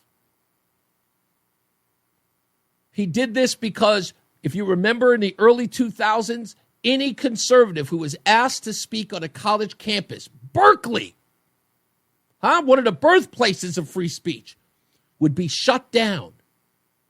Buildings would be terrorized. Should the likes of Ben Shapiro or Ann Coulter or any conservative for that matter would show up, and the kids would lose their ever-loving minds and things had to be destroyed. Like a bunch of toddlers breaking their toys just because someone wanted to show up and speak. Dinesh D'Souza documents this all through his videos on YouTube. People coming in, shouting, disrupting, him wanting to have a conversation with them. Shouting, let's talk. Let's have a conversation. Ask me a question. Can't be done. And with all of this, instead of someone turning around and saying, hey, guys, if we disagree with them, can we at least make our point without having to scream and holler and to break stuff? If we really do believe what we think is true, can't we just do that? Can't we just have a dialogue with them? And if you're asking yourself, yeah, Reese, why don't they? Why don't they do that? Why should they? There is no logic to it. Do you understand that that's what the yelling and screaming is about? All you have to do is watch any one of these videos. And I know a lot of you are not online. I know that a lot of you don't do the whole internet thing and you're not all that savvy and you watch, cat videos. I get it. I love you for it. I'm not chiding you for it. But you have to think about it. What happens when you see these folks when their logic completely implodes on them? When you actually just walk them down their primrose path of silliness. And then they actually realize everything that they believe makes no sense to them. How do they react? Do they stop and go, oh, man, you know what? Damn, that does make sense. Yeah, I didn't see it that way. You know what? Thank you. Because, I just believed in blah, blah. No. You get, shut up, you fascist, you racist. They get angry. Why would logic make you angry? Why would your own belief system blown up in front of you make you angry? Why is there no self-reflection there by going, that does make sense. I love that one video with what's that guy, Tim, what's his last name? I don't even know his name. His last name, I know it's Tim. Anyway, he has that one video where he's talking to the guy about abortion. And the guy says, I think a woman has a right to do whatever she wants with her body. He's like, what about meth? And he's like, what? He's like, pregnant woman wants to take meth while she's pregnant. And he goes, well, what about it? He goes, well, should she be charged? He's like, what do you mean? What happens when a pregnant woman takes meth? Well, she's intentionally killing the baby. He goes, oh, yeah, I see what you just did there. It is her body. Why shouldn't she be allowed to take meth? She can go get the baby sucked out of her body.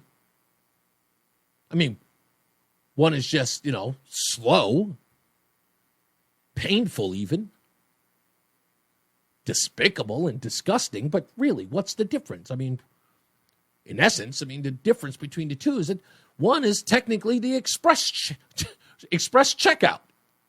If you really think about it, right? Both get the same result. And that was the point. And as soon as the guy realized it, he's like, literally, watch, you can actually see the light bulb go off in the guy's head. It's like, yeah, that makes sense. It's amazing to watch. But these people cannot, because it must be the way they see it. Logic be damned. And if you don't see it our way, you have to resort to violence and screaming and attacks because you upset us. You made me think. You made me rationalize what I believe. And I want to live in a malaise. I want to be as absolutely in the dark and mind numb as I possibly can. I believe what I believe because it's cool. I believe what I believe because my friends believe it. My friends accept me because I'm just like them. We share videos about our shared beliefs online. I'm part of the club. And people like me. But they know what happens when they take the red pill and they realize that everything that they believed was a farce. What happens? They have to make that judgment. What's the guy's name? Malcolm Gladwell? I got to get that video. This guy Gladwell from the New York Times admits that he was pressured. This is a grown man, grown, educated, Ivy League man, Malcolm Gladwell. Go look him up. You understand? His little woolly hair. He looks like a young, lighter-skinned Cornel West. Nappy head. I can say that. I'm not Don Imus. He said that he believed that transgender should be in girls' sports because he felt pressured into doing it because of all of his Ivy League friends. Just go along to get along. You do what you're told. You don't dare question. And he says, I was duped. He wasn't duped. He was bullied. And where I come from, a bully's a sucker. And if you fall for a bully, if you do what the bully tells you, you're worse than the sucker. Let's go to Tom in Thomaston. Hey, Tom. Hey, hello. Hey, I don't watch a lot of Charlie Kirk stuff, but it's really sad that he got shot. I'm so sorry for him. You should watch a lot of his stuff, even if it's just snippets, like the 30-second or 60-second videos. What it is when the reason why I say watch them is that what he does effectively is dissect the noise. That's why he is so relevant and why he's been so instrumental. People don't realize this, but it is very true. Charlie Kirk played a huge role in the 2024 election when it came to young people. And that was the demographic that grew in Donald Trump's coalition. And he is one of the people, if not solely responsible for that. Yeah, I've seen some of this when he does the debates. I've seen some of his YouTube. Yeah. And he is really, really smart. Yes. And very committed to Scripture. And when I say committed to Scripture, what's so interesting, Tom, is that he's so committed to Scripture, he can remember it off the top of his head. Yeah, he's impressive. Yeah. But I just want to. You read some of those, statements where people think, it's the worst of times. We got to take that a little bit into perspective. We're living in. There's some really bad things happening, but we're living in pretty good times. Right. the medieval Europe those were bad times. I think, there's a degree of myopic reflection in all of this. Many people believe the time that they're in is the worst of times without having the advantage of other people's time in existence. So, yes, I totally agree with you there. Yeah. All right. It's an interesting point of view. Thank you, sir. You got it. Before we go to break, let's take. Do I have time? No, he's probably going to want a little. He's going to want a little more time. I'm going to take a moment with Craig, and then we'll get to some other phone calls as well. So again, we still have Charlie Kirk in critical condition after being shot at a Utah event, a college where he was speaking, holding an event like he has always held. A suspect is in custody, and they are, I guess, at this particular point, just waiting for more and more information. We will have to wait like everybody else. Again, I say from the bottom of my heart, I hope and I pray, as many of you are, that indeed, he is safe and he is okay and he will recover. I don't want to come back from the break and hear something daunting or hear something, of course, like he didn't make it. So I am continuing my prayers, as well should all of you. And again, I don't care what political leaning you are. Pray for him and his family. It is the right thing to do. Do not shake your head and say, nah, and all that other. No, do it. It is important for you to do it. No matter what you think about me or what you think about conservatives or what hell you think about Charlie Kirk. What happened to him is unthinkable and should happen to no one. Pray for him. Stay locked in. Reese on the radio is on WTIC News Talk 1080. Now I have some time. Let me go to Craig in the car. How are you, sir? Not great today, man. How are you? I'm not. My wife is a mess. And it is a really, really hard time watching her go through this. She's really, really distraught. She is she's actually here now. And oh, goodness gracious. Okay, is that Newsmax or is that News Nation? Who is that? Real American Voice. Okay. 8 minutes ago. Okay, I'm just going to wait. I'm not going to just because of the sourcing, just because it is. But anyway, Craig, you were saying, I was just saying that she's very distraught and give her a big hug from me. I will. You know, it took 15 minutes for all the false narratives to come out. Yeah. And I've heard them on your news broadcast. And I think the comment was something like he's known for getting into heated debates with the opposition. I've watched hundreds of hours of Charlie Kirk. I've never seen him get heated over anything. Correct. He's one of the most rational, logical people you're going to find online on either side. Yeah. And I just this Saturday, my buddies and I were sitting around and we were watching him have kind of a one-on-one debate with somebody that was going through the trans thing. Okay. And the thing he kept saying to that person was, I think it's going to turn out really bad for you, but I'm praying for you. Wow. That's the kind of person he is. I don't know, man. We've all got targets on our back, and it's not two-sided. I'm sorry. Don Lemon can walk around Midtown Manhattan with a microphone and come up to strangers and talk to them. He's not worried one bit for his. And you know what? There's a very, very good point that you're saying about that. Did you drop your phone? Oops, hold on. I got loud real quick. We'll check with Craig in a second. Let's see whether he's there. You go. Yeah. Sorry about that. I'm sorry about that. Yeah, that's okay. Don Lemon, perfect example.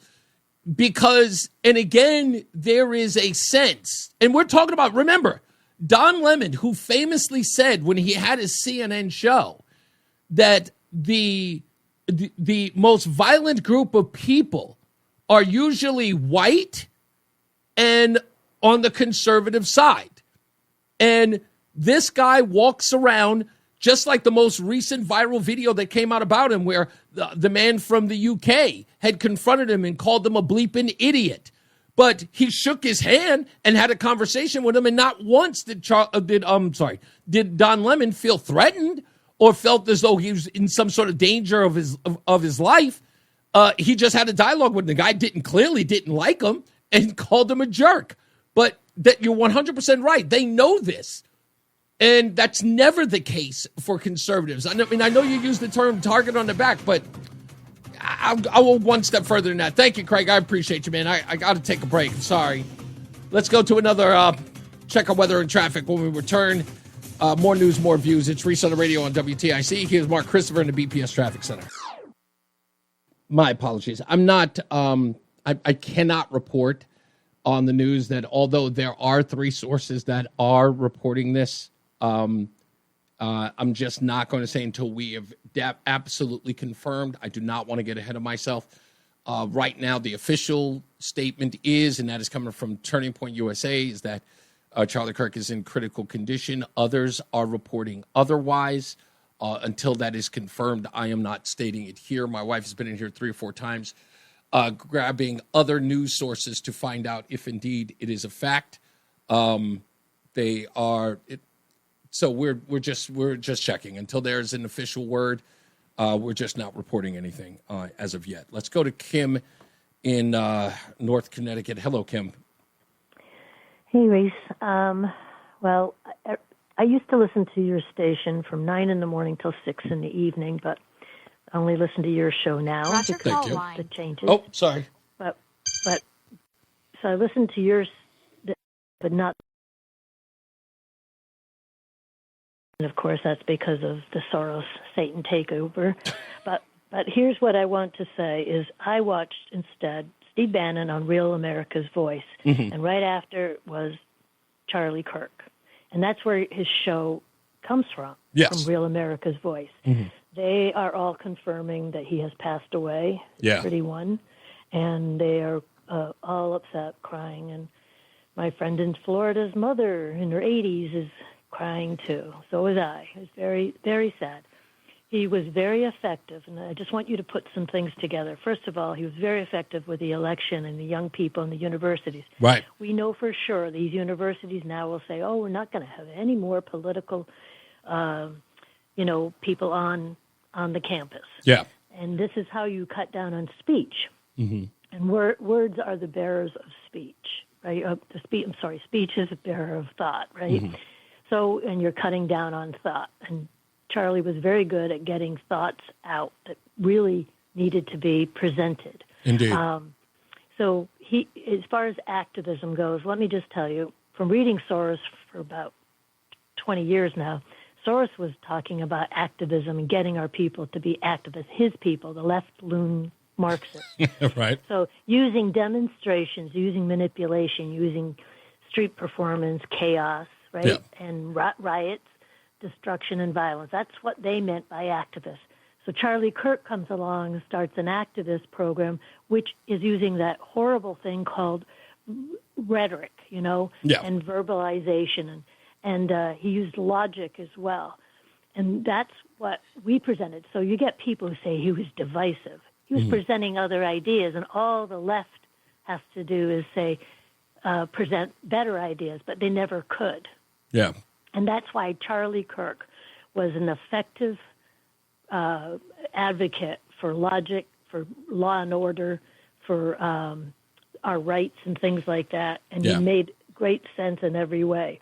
And you know what, the last thing I just want to say, do you remember when Joan Rivers, I believe she died by her mouth. She started speaking about Michelle Obama. Yeah. And trainees. Right. And then she dies by her mouth. She goes into a dentist who pretty much, asphyxiation she dies by? Yeah. And the guy's taking pictures of her as she's dying and dead, right? Incredible. And I have warned your station for years that the people on the left, the Marxists, are high risk takers. They're also they have like a poetic justice or literary belief that if you start talking bad, it's violence. Speech is violence. and therefore you're supposed to take the ultimate penalty for speaking violence or speech, right? So, and this is, again, he was shot in the neck. Charlie was shot in the neck. Yeah. That's certainly whether he survived or not was going to affect speech and thought. Yeah, I think So in that's, any case, and as I said earlier, Kim, the point that I was making about this was that, you know, people are under the impression that this was about, you know, taking out Charlie Kirk. As you just expressed, what they are trying to eliminate is his influence because he was effective. The same was the case with Donald Trump on July 13th last year. It is to remove the influence by using the man.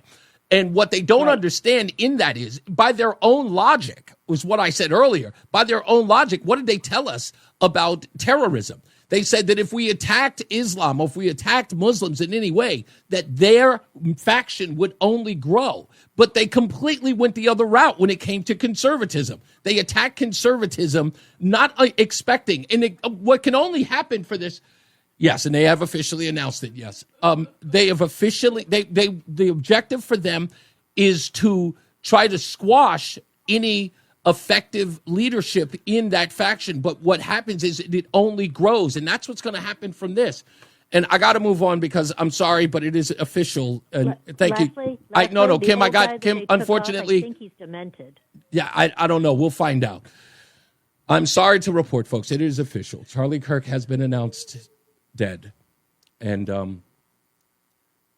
that he did not survive that bullet wound. I think that it was a lot, honey, sweetie. My wife is absolutely distraught right now. And I'm sorry for his family. I am really, really sorry for his family. And it's a very, very somber day today. I don't know. It is incredibly hard to be hopeful. And I know that's what you're thinking now. And I know anger is easy. It is easy. But if I can, I'm going to do something in the next couple of minutes. And if you'll allow me to do it, I'll try not to make it too long. But let me just say what's on my mind. Anger is always about fear. It is always about fear. And for those of us who followed Charlie Kirk and understood exactly what he meant to conservatism and to dialogue, know that his work was never and will never be in vain. College kids, young people who went to his events, who became conservatives because of him, people who were on the fence, or people who debated him, who went back and forth with him at those events, walked away having had a respectful dialogue with him. And their hearts are affected by this. Having met him, talked to him, heard him pray for them. His life galvanized people. His death will do that tenfold. Do not fret. It is difficult at a time like this to look into this and find a silver lining. I understand that. I understand that all you want to do is to be angry at the other side and to place blame on people and their rhetoric. Right now, they're probably going to be writing vicious, evil, mean things about guys like Van Jones, who just days ago said things about Charlie Kirk that were reprehensible. No need. No need. Charlie Kirk was always bigger and more influential, more thoughtful, insightful than Van Jones could ever be.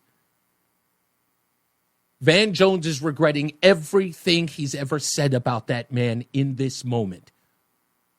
He will try everything in his power to repent. That's where this is. And as much as people might want to or might need to come up with excuses for this violent attack, for this murder of this man. Do not listen to them. Do not let them incite you. Their objective is to get you so angry that you need to retaliate so that you forget the memory of Charlie Kirk. That is their objective now. Make you angry, make you retaliate, make you act out instead of empower yourselves and the message of Charlie Kirk. You have to galvanize right now. Believe it or not, and I rarely use this word. Charlie Kirk is martyred because he was killed for his political beliefs. And those who are shaming him, saying ungodly things about him on other networks and online, those folks can only make his name, make his memory brighter. Children lost their father. A woman lost her husband. He built something. He built a movement. He did. And it shouldn't go in vain, because anything that anybody reacts to negatively, it destroys it. It dies like that. It dies with him. So now you have to ask yourself, as a human being, where are you? Yeah, keep your head on the swivel. Absolutely. Yes, do understand that there are violent people out there. Yes, understand that people who are ideologically against you, some of them do not know how to contain their behavior or to act like civil people. We know it. We've talked about it on these airwaves over and over again. But what you do now either builds his legacy and what you believe in, or it dies today. You have to choose which one you want. And if I can go back to my earlier statement at the beginning of the show, don't be Timmy with the cookie jar. Don't be Timmy with the cookie jar. Do not say that because they killed Charlie Kirk, that now you must act out. That is not rational. If you believed in Charlie Kirk in life, believe with him in his passing. If you are true to what he believed in, that's what you need to do. It is the only answer to this. That's what you have to do. I wish, as we all do, that this didn't happen. I wish we didn't have to be on the air for something like this to happen, but we're here. Say a prayer. Pray for your family. Pray for his family. Just pray. Don't let this be the end. Just don't. Don't let it be the end. I don't even know what to tell you. I mean, I look at this and I want to be angry. I feel it. I feel the anger. But I choose not to. I can choose. I used to say to my ex-wife, she always laughs at me when we bring it up. When I got sober, I was probably really wet behind the ears, probably my first year in. I said to my ex-wife, Mary, I said, you can choose to be happy. And she said, when I first told her that, she used to be so mad. She'd be like, what the blank are you talking about? I can just choose to be angry. Nobody can just choose to be happy. You can't just do that. Until she did. I talked about her today, and she still reminds me. I woke up happy today because I chose to. You could be overcome with grief. That's okay. But just don't be overcome with anger. You don't even know who the man is who shot him. or woman for that matter, but you don't know who they are. That's the person, if you have any anger towards, that's the person who carried out the action. Don't spread it out to other people because you need somebody to scapegoat. That's how this thing has worked on the other side for the longest. For them losing an election, not being in charge of Congress, not having the Supreme Court. They found their foil. You can't answer them by being more like them. Doesn't work. It's got to be a better way. Now, I'm not saying to lay down. No. But by the way, just nobody think. Never would I tell anybody to lay down. But now you understand that what you believe in, you can either run and hide or stand tall. That is a choice. I choose to stand tall. So, pay no minds to the ridiculous comments that you see in the chat room. I just read one. It shows indeed how stupid people are. They are truly stupid. And I know what it means. It means that deep down, they wanted this to happen and they are happy about it. Because anybody in their right mind would make excuses for it. Rest in peace, Charlie Kirk. Let's get the weather and traffic. Mark Christopher is in the BPS Traffic Center. Hey, Mark. Yeah, we're back. It is it's a tough day today. This will dominate the news for a long time. As I would expect, it's something we're going to cover with the remaining days of this week, primarily because we need to get to the bottom of the heinous act that happened. It is fair to say that Charlie Kirk was assassinated today. And the reason why I say that is he held no political office, but he was a thought leader. He was a person who went out and spoke to people, influenced them politically, socially. He was trying to bring the masses, especially young people in college, to Jesus Christ, of all things. He believed in truth. He believed in righteousness. And someone took his life because of those beliefs, regardless of people using terms like hate speech. Because, again, if there is anybody, and I don't care what side of the aisle you're on, if you've ever listened to Charlie Kirk, and by the way, if you never have and you think what he spread was hate speech, we know you're lying, just so you know. If you think that you'll be able to suggest that what Charlie Kirk believed in or preached was hate speech, all of us know you're lying. That man is still a viral sensation. Millions of views by people who don't like him as well as those who do. He is a viral sensation when it comes to politics and social values, all of those things.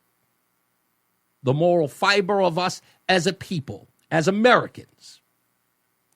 So if there's anybody out there who says that he spewed hate speech and then you ask them, tell me the hate speech, they could not, and they would have a difficult time trying. So please forget about what they're doing over at the ridiculous news stations. As I said yesterday, nobody listens. Nobody listens. Please pay no mind to that. Let's get another check of weather and traffic. We'll try to continue on with the show before we get up out of here. Mark Christopher is at the BPS Traffic Center. Hey, Mark. The NAACP calls him, whoa, I don't think I'm allowed to read this. It's Reese on the radio. Let's just say some people are not fans. On News Talk 1080, WTIC. And they will not be fans ever. Never, ever will I like them being fans. I want to play this because this is exactly where we are in our society. And I really need people to hear some of these things because you really have to understand the mindset of what is spewed in our society. Even the most liberal, well-intentioned white person has a virus in his or her brain that can be activated at an instant. And so what you're seeing now is a curtain falling away. And those of us who have been burdened by this every minute, every second of our entire lives are fragile right now. There have been a lot of people in this business who have pundits, the whole punditry area, who have made their bones by saying the most inflammatory things. And Van Jones, perfect example of that. That's him after George Floyd, saying that even liberals have a virus in their brain that triggers from time and time again that causes them to do something racist. Even the most liberal. Now, everybody knows that that's nonsense, but not one person challenged him on it. It's free-flowing. Just go on and say that.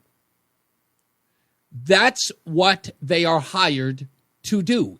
It's not entertaining on those networks unless they get a viral moment like that. The reason why I have that audio and video is because it is meant to do exactly what it is. No matter how ridiculous, it is there for that purpose. To say the most outlandish things that make no sense. I want to be clear that, law enforcement isn't to prevent crime. Law enforcement solves crime, okay? That is what they're supposed to do. They are supposed to solve crimes, not necessarily prevent them from happening, per se. Now, you ask yourselves, no, nobody is that stupid. Yes, of course they are. Sure they are. Jasmine Crockett is as dumb as it gets, okay? You know, some people say that she's as dumb as a bag of rocks. I could put the bag of rocks through college and it would do better.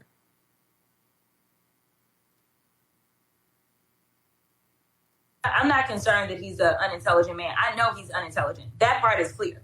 But, I'm wondering also, is it dementia Don that we're getting? Is it just dumb Don that we're getting? I don't know, but there is a problem. Houston, we have a problem. So, will you take the test? Listen, my constituents don't have any concerns, but if he wants to do a test, yeah, so long as it's real people that's administering, not the bootleg doctors that claim he was perfect. Yeah, the idiot Jasmine Crockett talking about taking a cognitive test against Donald Trump. This is the stupidity that you are hearing on the airwaves. You know what? Think about that, because I know I'm watching you all online here. I'm watching you on X post the stupid stuff on MSNBC and CNN. Can you believe that this person says that? People calling for other people's firings. Do you think that the brass is sitting there going, "Whoa, that's absolutely reprehensible, Katie Durr. You come into my office right now." No. They're in the office salivating. Look at how much attention you're getting online, Katie. We need to get more people on there like that. You're going viral. People are watching. Yes, it's sick. Yes, it's sadistic. Of course it is. Of course it is. But remember, you can't put currency in that. I don't. I love it. I play it for you all the time. And why do I play it? Only for you to recognize that you're not dealing with people who are, playing with a full deck. Thank you, Lori. Clickbait. But they're not. These people aren't operating with a full deck. Nothing they believe is rational. Everything that comes out of their minds is ridiculous, or their mouths for that matter, is ridiculous. It makes no sense. So you don't let all of the nonsense get to you. Don't let any of that stuff get you down. You're going to see the usual people coming up and say, they regret what happened. They feel bad. And this kind of rhetoric cannot stand. And then they'll wait a couple of days later and they'll scream Hitler and fascist. After the tide goes or the temperature is down. This is one of those moments where, as we reflect, we have to start thinking about things. And I immediately started thinking about it. I try to be a thoughtful person. I don't know if I always succeed, but I try. Specifically for this program. And one of the hardest parts of this show today is because I can't do the stuff that I wanted to do because we have to deal with this. And I got to do it in another 40 minutes. I got to do another 40 minutes worth of it. And I've got to keep it fresh, and I got to keep it new, and I got to keep you here. And as more and more reports come in, and hopefully that they do, maybe we get the guy, because apparently they do not have the person in custody. They said that they did. They showed a person who was in custody. It looks like they do not. The FBI is on its way into Utah. Hopefully this guy did not get far. Anyway, that being said, while I'm thinking about all of this, and again, trying to be a thoughtful person, I'm saying to myself, with all of the rhetoric that you're seeing on MSNBC, with all of the rhetoric that you're seeing online, the rhetoric that's on CNN, the words that are being spoken, the vicious, vile things that are being said online by people who are supposed to have jobs in the news media, who cannot contain their glee in blaming Charlie Kirk for someone killing him. I want you to think about something. Who thinks that this draws attention in a positive way to them? Who thinks that this wins hearts and minds? Who here believes that? Oh, yeah, there's some sick puppies out there. I got you. I'm with you all the way. Yes, Reese. There are sick people out there. Yep, agree. But who do you believe is now saying that what we need to do is to fight back against more? That we need to turn up the heat? Who believes that after what they've witnessed, what people are going to see online? After they see the outpouring of grief and people who are sad, who's going to revel in that? I would love to see who thinks that the winning message here comes out of this. It doesn't. It doesn't. You really have to believe in your hearts and minds that you know what, Reese, there are just so many more evil, vicious people in the world than there are good. Well, I will push back on that. Let me say something provocative. Why are we here? Why was Charlie Kirk on the first leg of a tour where legions of kids went to go see? Why was he doing that? Because his message was resonating. Why was he out there in the first place if no one was listening to him? What do you think happens now? Do you think those kids now just turn around and they just go, oh, I guess no need? To them, it's personal. To them, it's like, I'm being attacked for what I believe and what I think. That's unheard of. What world are we living in that I cannot enjoy my own way of life? Other people saying that, look, I don't agree with people who agree with Charlie Kirk. Or I don't agree with people who might be MAGA folks, but I don't think I called for this. And anybody who would celebrate it, I don't know if I can align with them. I know that you're seeing that in other places. You see it in a lot of places. You're asking yourself, are Democrats really running around the streets protecting illegals who have hurt kids, who sell drugs, who traffic in people and children? Are they really standing for those? And you're going, God, those people are evil. Knowing damn well that it has nothing to do with them being evil. For them, it's nothing more than placating. It's nothing more than performative. It's looking like you care when you know damn well, quietly, you wouldn't allow those people in your neighborhood. Knowing damn well you wouldn't allow those people in your house, your country club. You wouldn't even allow them in your yard. But politically, you've got to look like, yeah, man, those people are just trying to get ahead. They know sometimes they got to go home and take a really, really hot shower because there's a lot of dirt, a lot of sliminess that goes with doing that. Don't think that I don't know, and don't think that they don't know. And I know who you are, Democrats. I know exactly who you are. Those of you right now who are scrambling to get a statement out, this is absolutely abhorrent. This is absolutely so vile. We have to be better people. We have to do this and we have to do that. Why? Because you see the ugliness in this. Unless the original is true. It's all performative. And deep down, you don't care. Hell, in some ways, you might even celebrate. But I don't think that's true either. This couldn't possibly win you any votes. Look, I'm going to say this. I'll go one deeper. Let's go a little deep here. I was reading the book Fight, Fight, Fight, or Fight is what it's called. I was reading that book. Okay, I'm lying. I was listening to the audiobook. Everybody knows I wasn't reading it. And one of the Biden staffers was watching CNN at his mother's home. He went to go visit his mom, and he's sitting and eating at the dining room table. He looks over and he sees the TV. And he sees the report on the news. He's watching CNN. And he hears that Donald Trump has been shot last year, July 13th.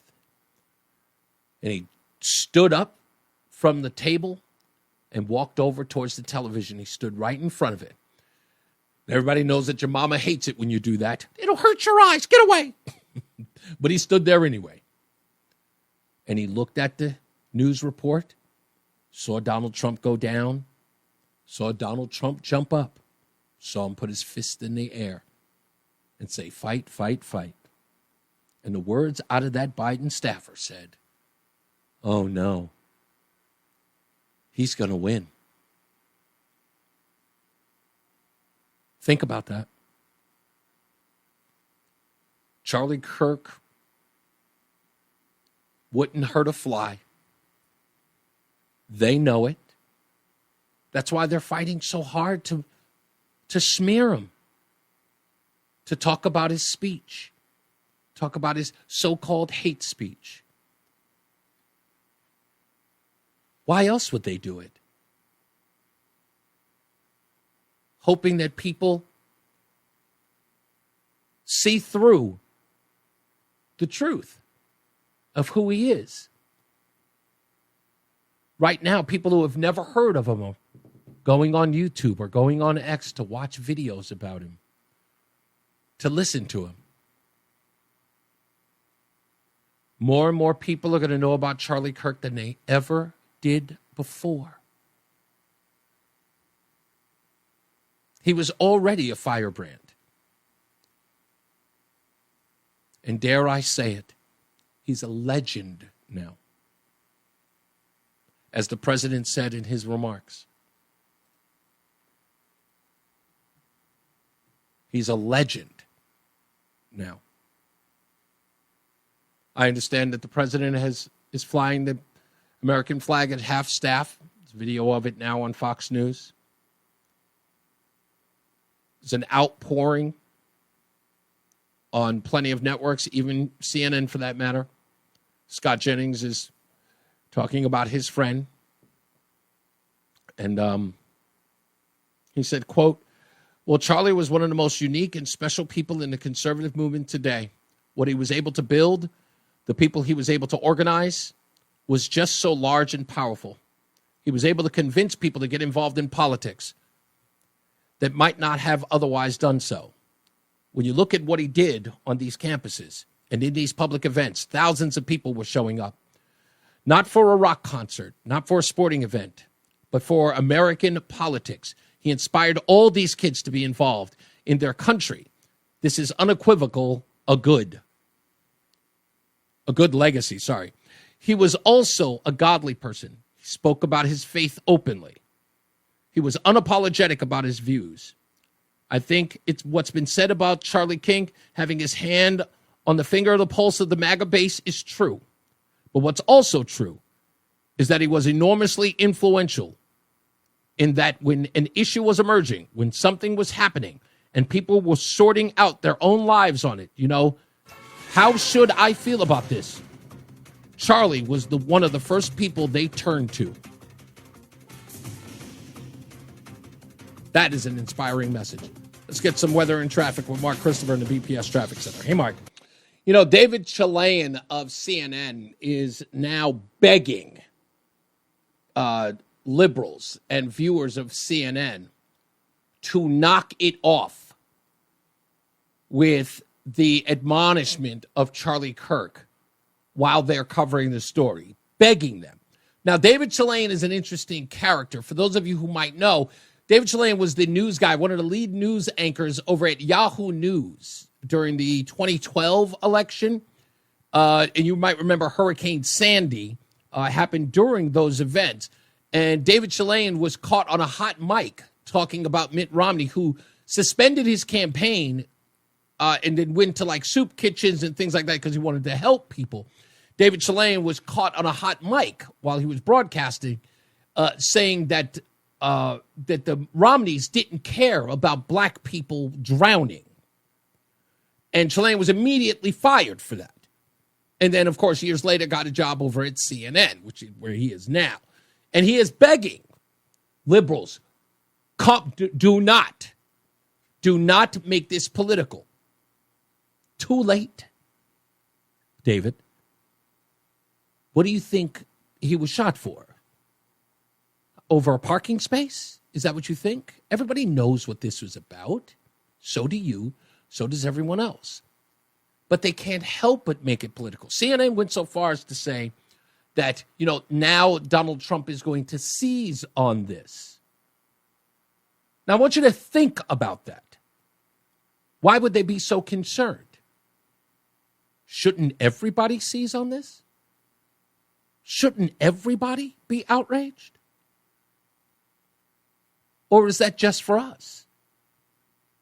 Us conservatives. Should everybody else just not? And what would be the so-called threat if Donald Trump were to seize on it? Other than to make you look bad, which is where you expose yourself. Keep trying to tell these people, sometimes it's important to shut up. It is. But some people can't help themselves. More check of the weather and traffic. Bob Larson, Scott Weather, Mark Christopher's in the BPS Traffic Center. Then we'll wrap it up. Hey, Mark. What's up, everybody? You know who it is. You know who it is. You know who it is. It's Reese on the radio. Frederick Douglass of the 21st century. It's WTIC News Talk 1080. All right, folks. We have got to wrap this up.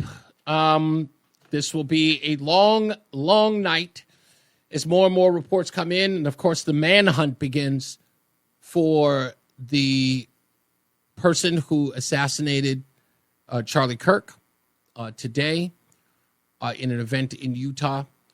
It will be talked about. I believe that this is a conversation that is going to last for a long time. I want people to think about this. I really, really do. Charlie Kirk really did understand what this took and what this was about. He spoke extensively about violence against conservatives. He understood it. He probably did know that there were sights on him because of what he was doing and the power of his words and his influence. I do not think he did not know. The writing is on the wall. We have seen it. The numbers or the actions that have been taken by individuals in recent years are plentiful. It is right there inside. It was his job as a political commentator, a pundit, if you will, on all the shows, talking about the events of the day, violence that we see often. As he talked about the Ukrainian young lady, Irina, after her death, he understood that it was a violent world. But in spite of all of that, he still did what he did. He still went out there. And there are many others like him who are often under that same threat. You know their names. Outside of Charlie Kirk, there are people like James O'Keefe, whose business it is to keep everyone honest, to expose the truth. You know who they are, the folks over at Project Veritas. They do the job that they know the rest of media will not do. And they have decided that they are going to put their life and their limb on the line in order to do it. Do they profit? Sure they do. They are compensated well in many cases for the work that they do. But it comes at great risk. And I think, if we're really thinking about it, whatever they are compensated, it is a fair trade. I don't know what this means for a lot of people who are activists, political. I don't know what this means for people who do events who may be controversial. Yes, yours truly included. But I got to be honest with you.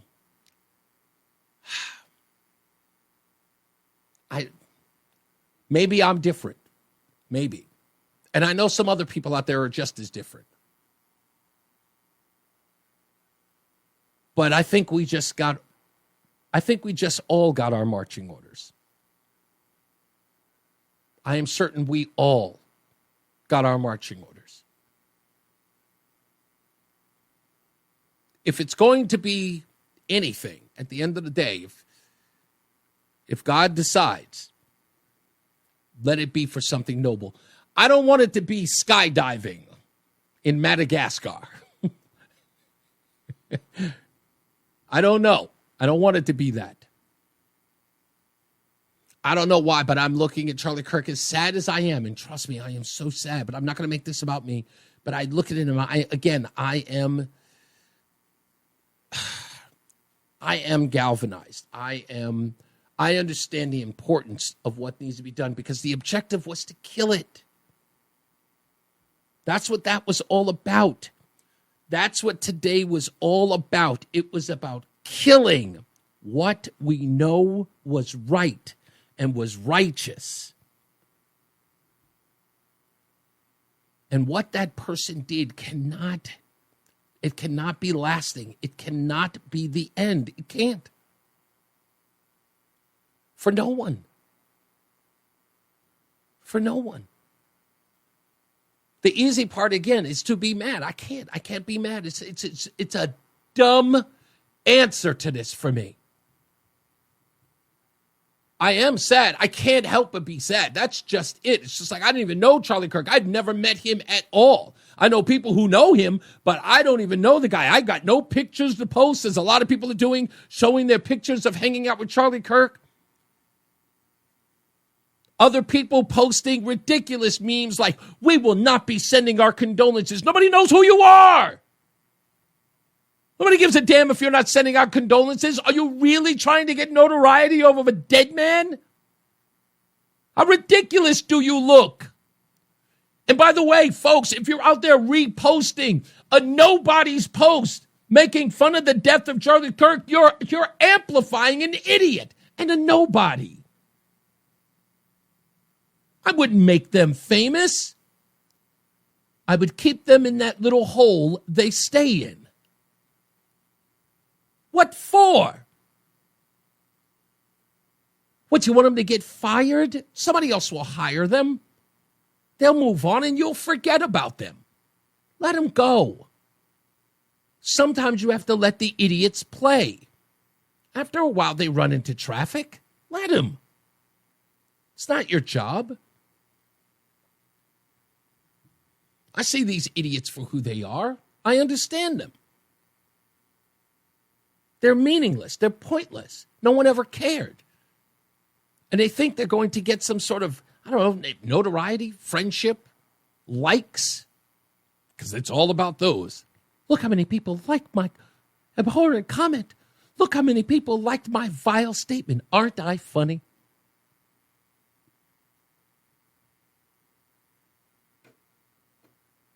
It's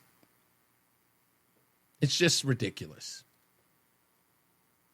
Donald, with all due respect, I don't care what you think. Do you really? I mean, you got to understand this. Like, Donald is doing everything in the chat room to make this about, well, they do it on the other side too. Did you miss my opening monologue, sir? That is a child's answer. If it was the other side, they do it too. Grow up. Did you witness a tragedy today?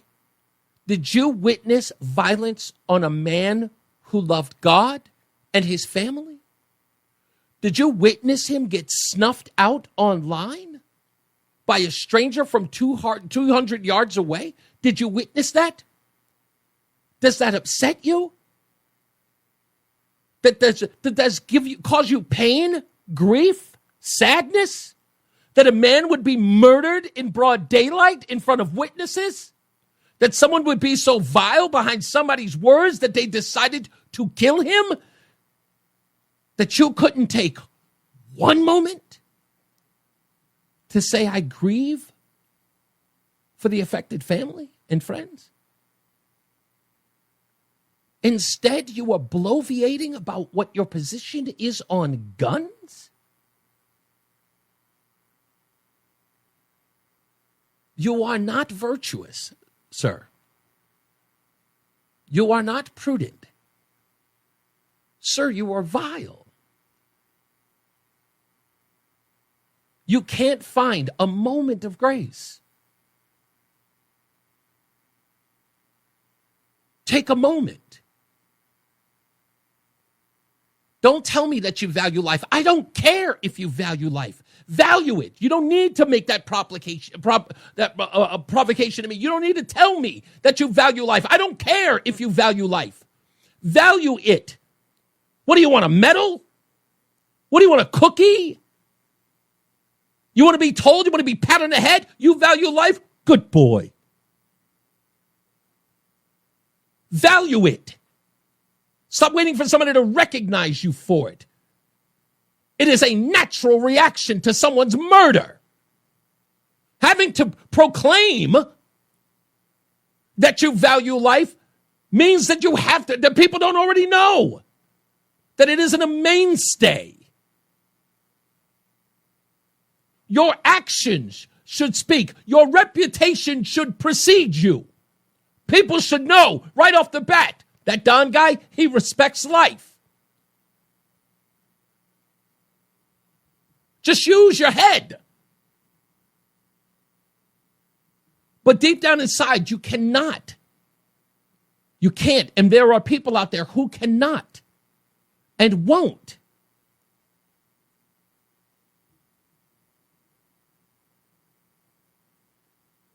You just have to again, take a beat.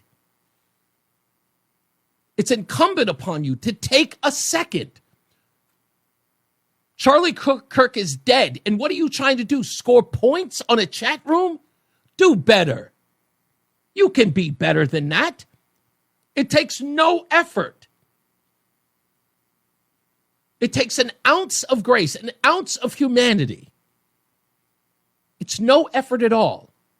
I am so sorry for his wife and his children's loss. And keep it moving. No one gives a damn about your platform on guns. No one cares whether or not you think the other side would have done. What are you, Kreskin now? If it was the other side would have. Oh, really? I guess you know. You don't. You sound as silly as these people who always argue about black people think like this. You don't know everybody. In fact, in that ignorant statement shows that you know nothing. To have the arrogance to think that you know what people would do under any circumstances. You want to do me a favor there, Kreskin? Can I have the Mega Millions number? Or the Powerball numbers? Where were you a week ago?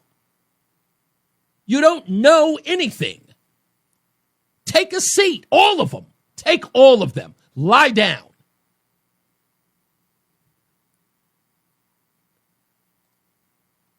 If this had happened to anyone on your side, any one of the people that was on your side, we would all be sitting here stopping and thinking about this. Whoa, this is insane. That's exactly what we've been doing. Would there be idiots? Probably. But it's not a justification. So to make that proclamation, it's like, well, if it was on the other side, it would have been. No, that's not an excuse. Again, 5-year-old thinking. You want an avenue? Fine, I'll give you one. Say that you're happy about it. Say that it was a good thing. Spare us all of the wrangling up the obvious. That you found something positive in the man's murder. Just have that discussion. Have the balls to say it. But trying to put everybody else on edge by saying, well, if it was the other side, they wouldn't have done this, just so you can inch your way into saying that you are happy about what happened. Because again, what was truly in your heart would have shown in your heart. You can't stop telling much. And this is the thing about the most virtuous group out there, the most virtuous and the most kind and the most loving and caring political group in the world. It is interesting that the first thing that they never go to is grace. Loving, tolerant, caring, understanding people. The first place that they go to is not grace. Prayer. Kindness. Condolences. Didn't even think of it. The days of calling yourself the compassionate ones is over. You were the ones who told us that thoughts and prayers meant nothing. And what are you doing today? Remember? Remember that told us that at a church where 2 children were murdered, you said thoughts and prayers were not enough. And I've been to all of your X pages and your Facebook pages, and that's all you're giving us, thoughts and prayers. Interesting. But unlike you, we are not going to be the asses that you were. We accept them. We accept your thoughts and prayers. Honest or not, we accept.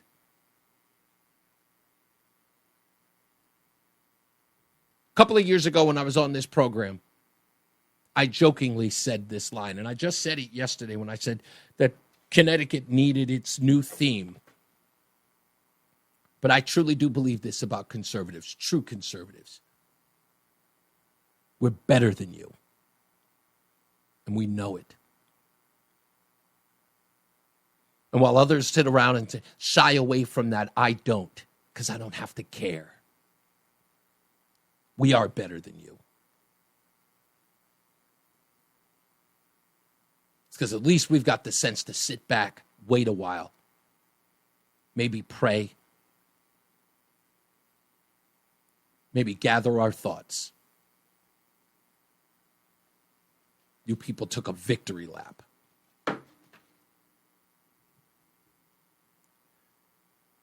It's rather embarrassing.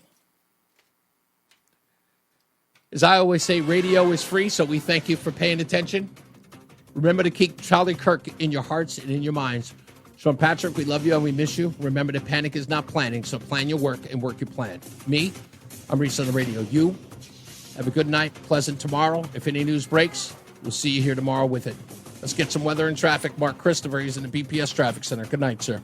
Good night, Reese. Have a good night. If you're heading into Hartford right now, westbound side of 84 delays approaching the Bulkley Bridge. All right, good sir. Avenue. All right, buddy. If you're on the eastbound side of 84, talk to you just mañana. a little slow down as you move. See you tomorrow. In 44 Prospect Oakwood as you move into Hartford. Southbound 91, you got a problem between 33 and 30. That's right. He will not be silenced. Ever. Ever.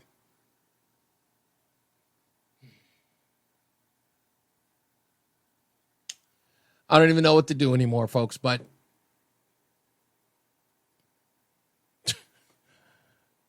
leave Don alone. He doesn't care. It's okay. He just doesn't care. As I always say when I end this show, be good to each other.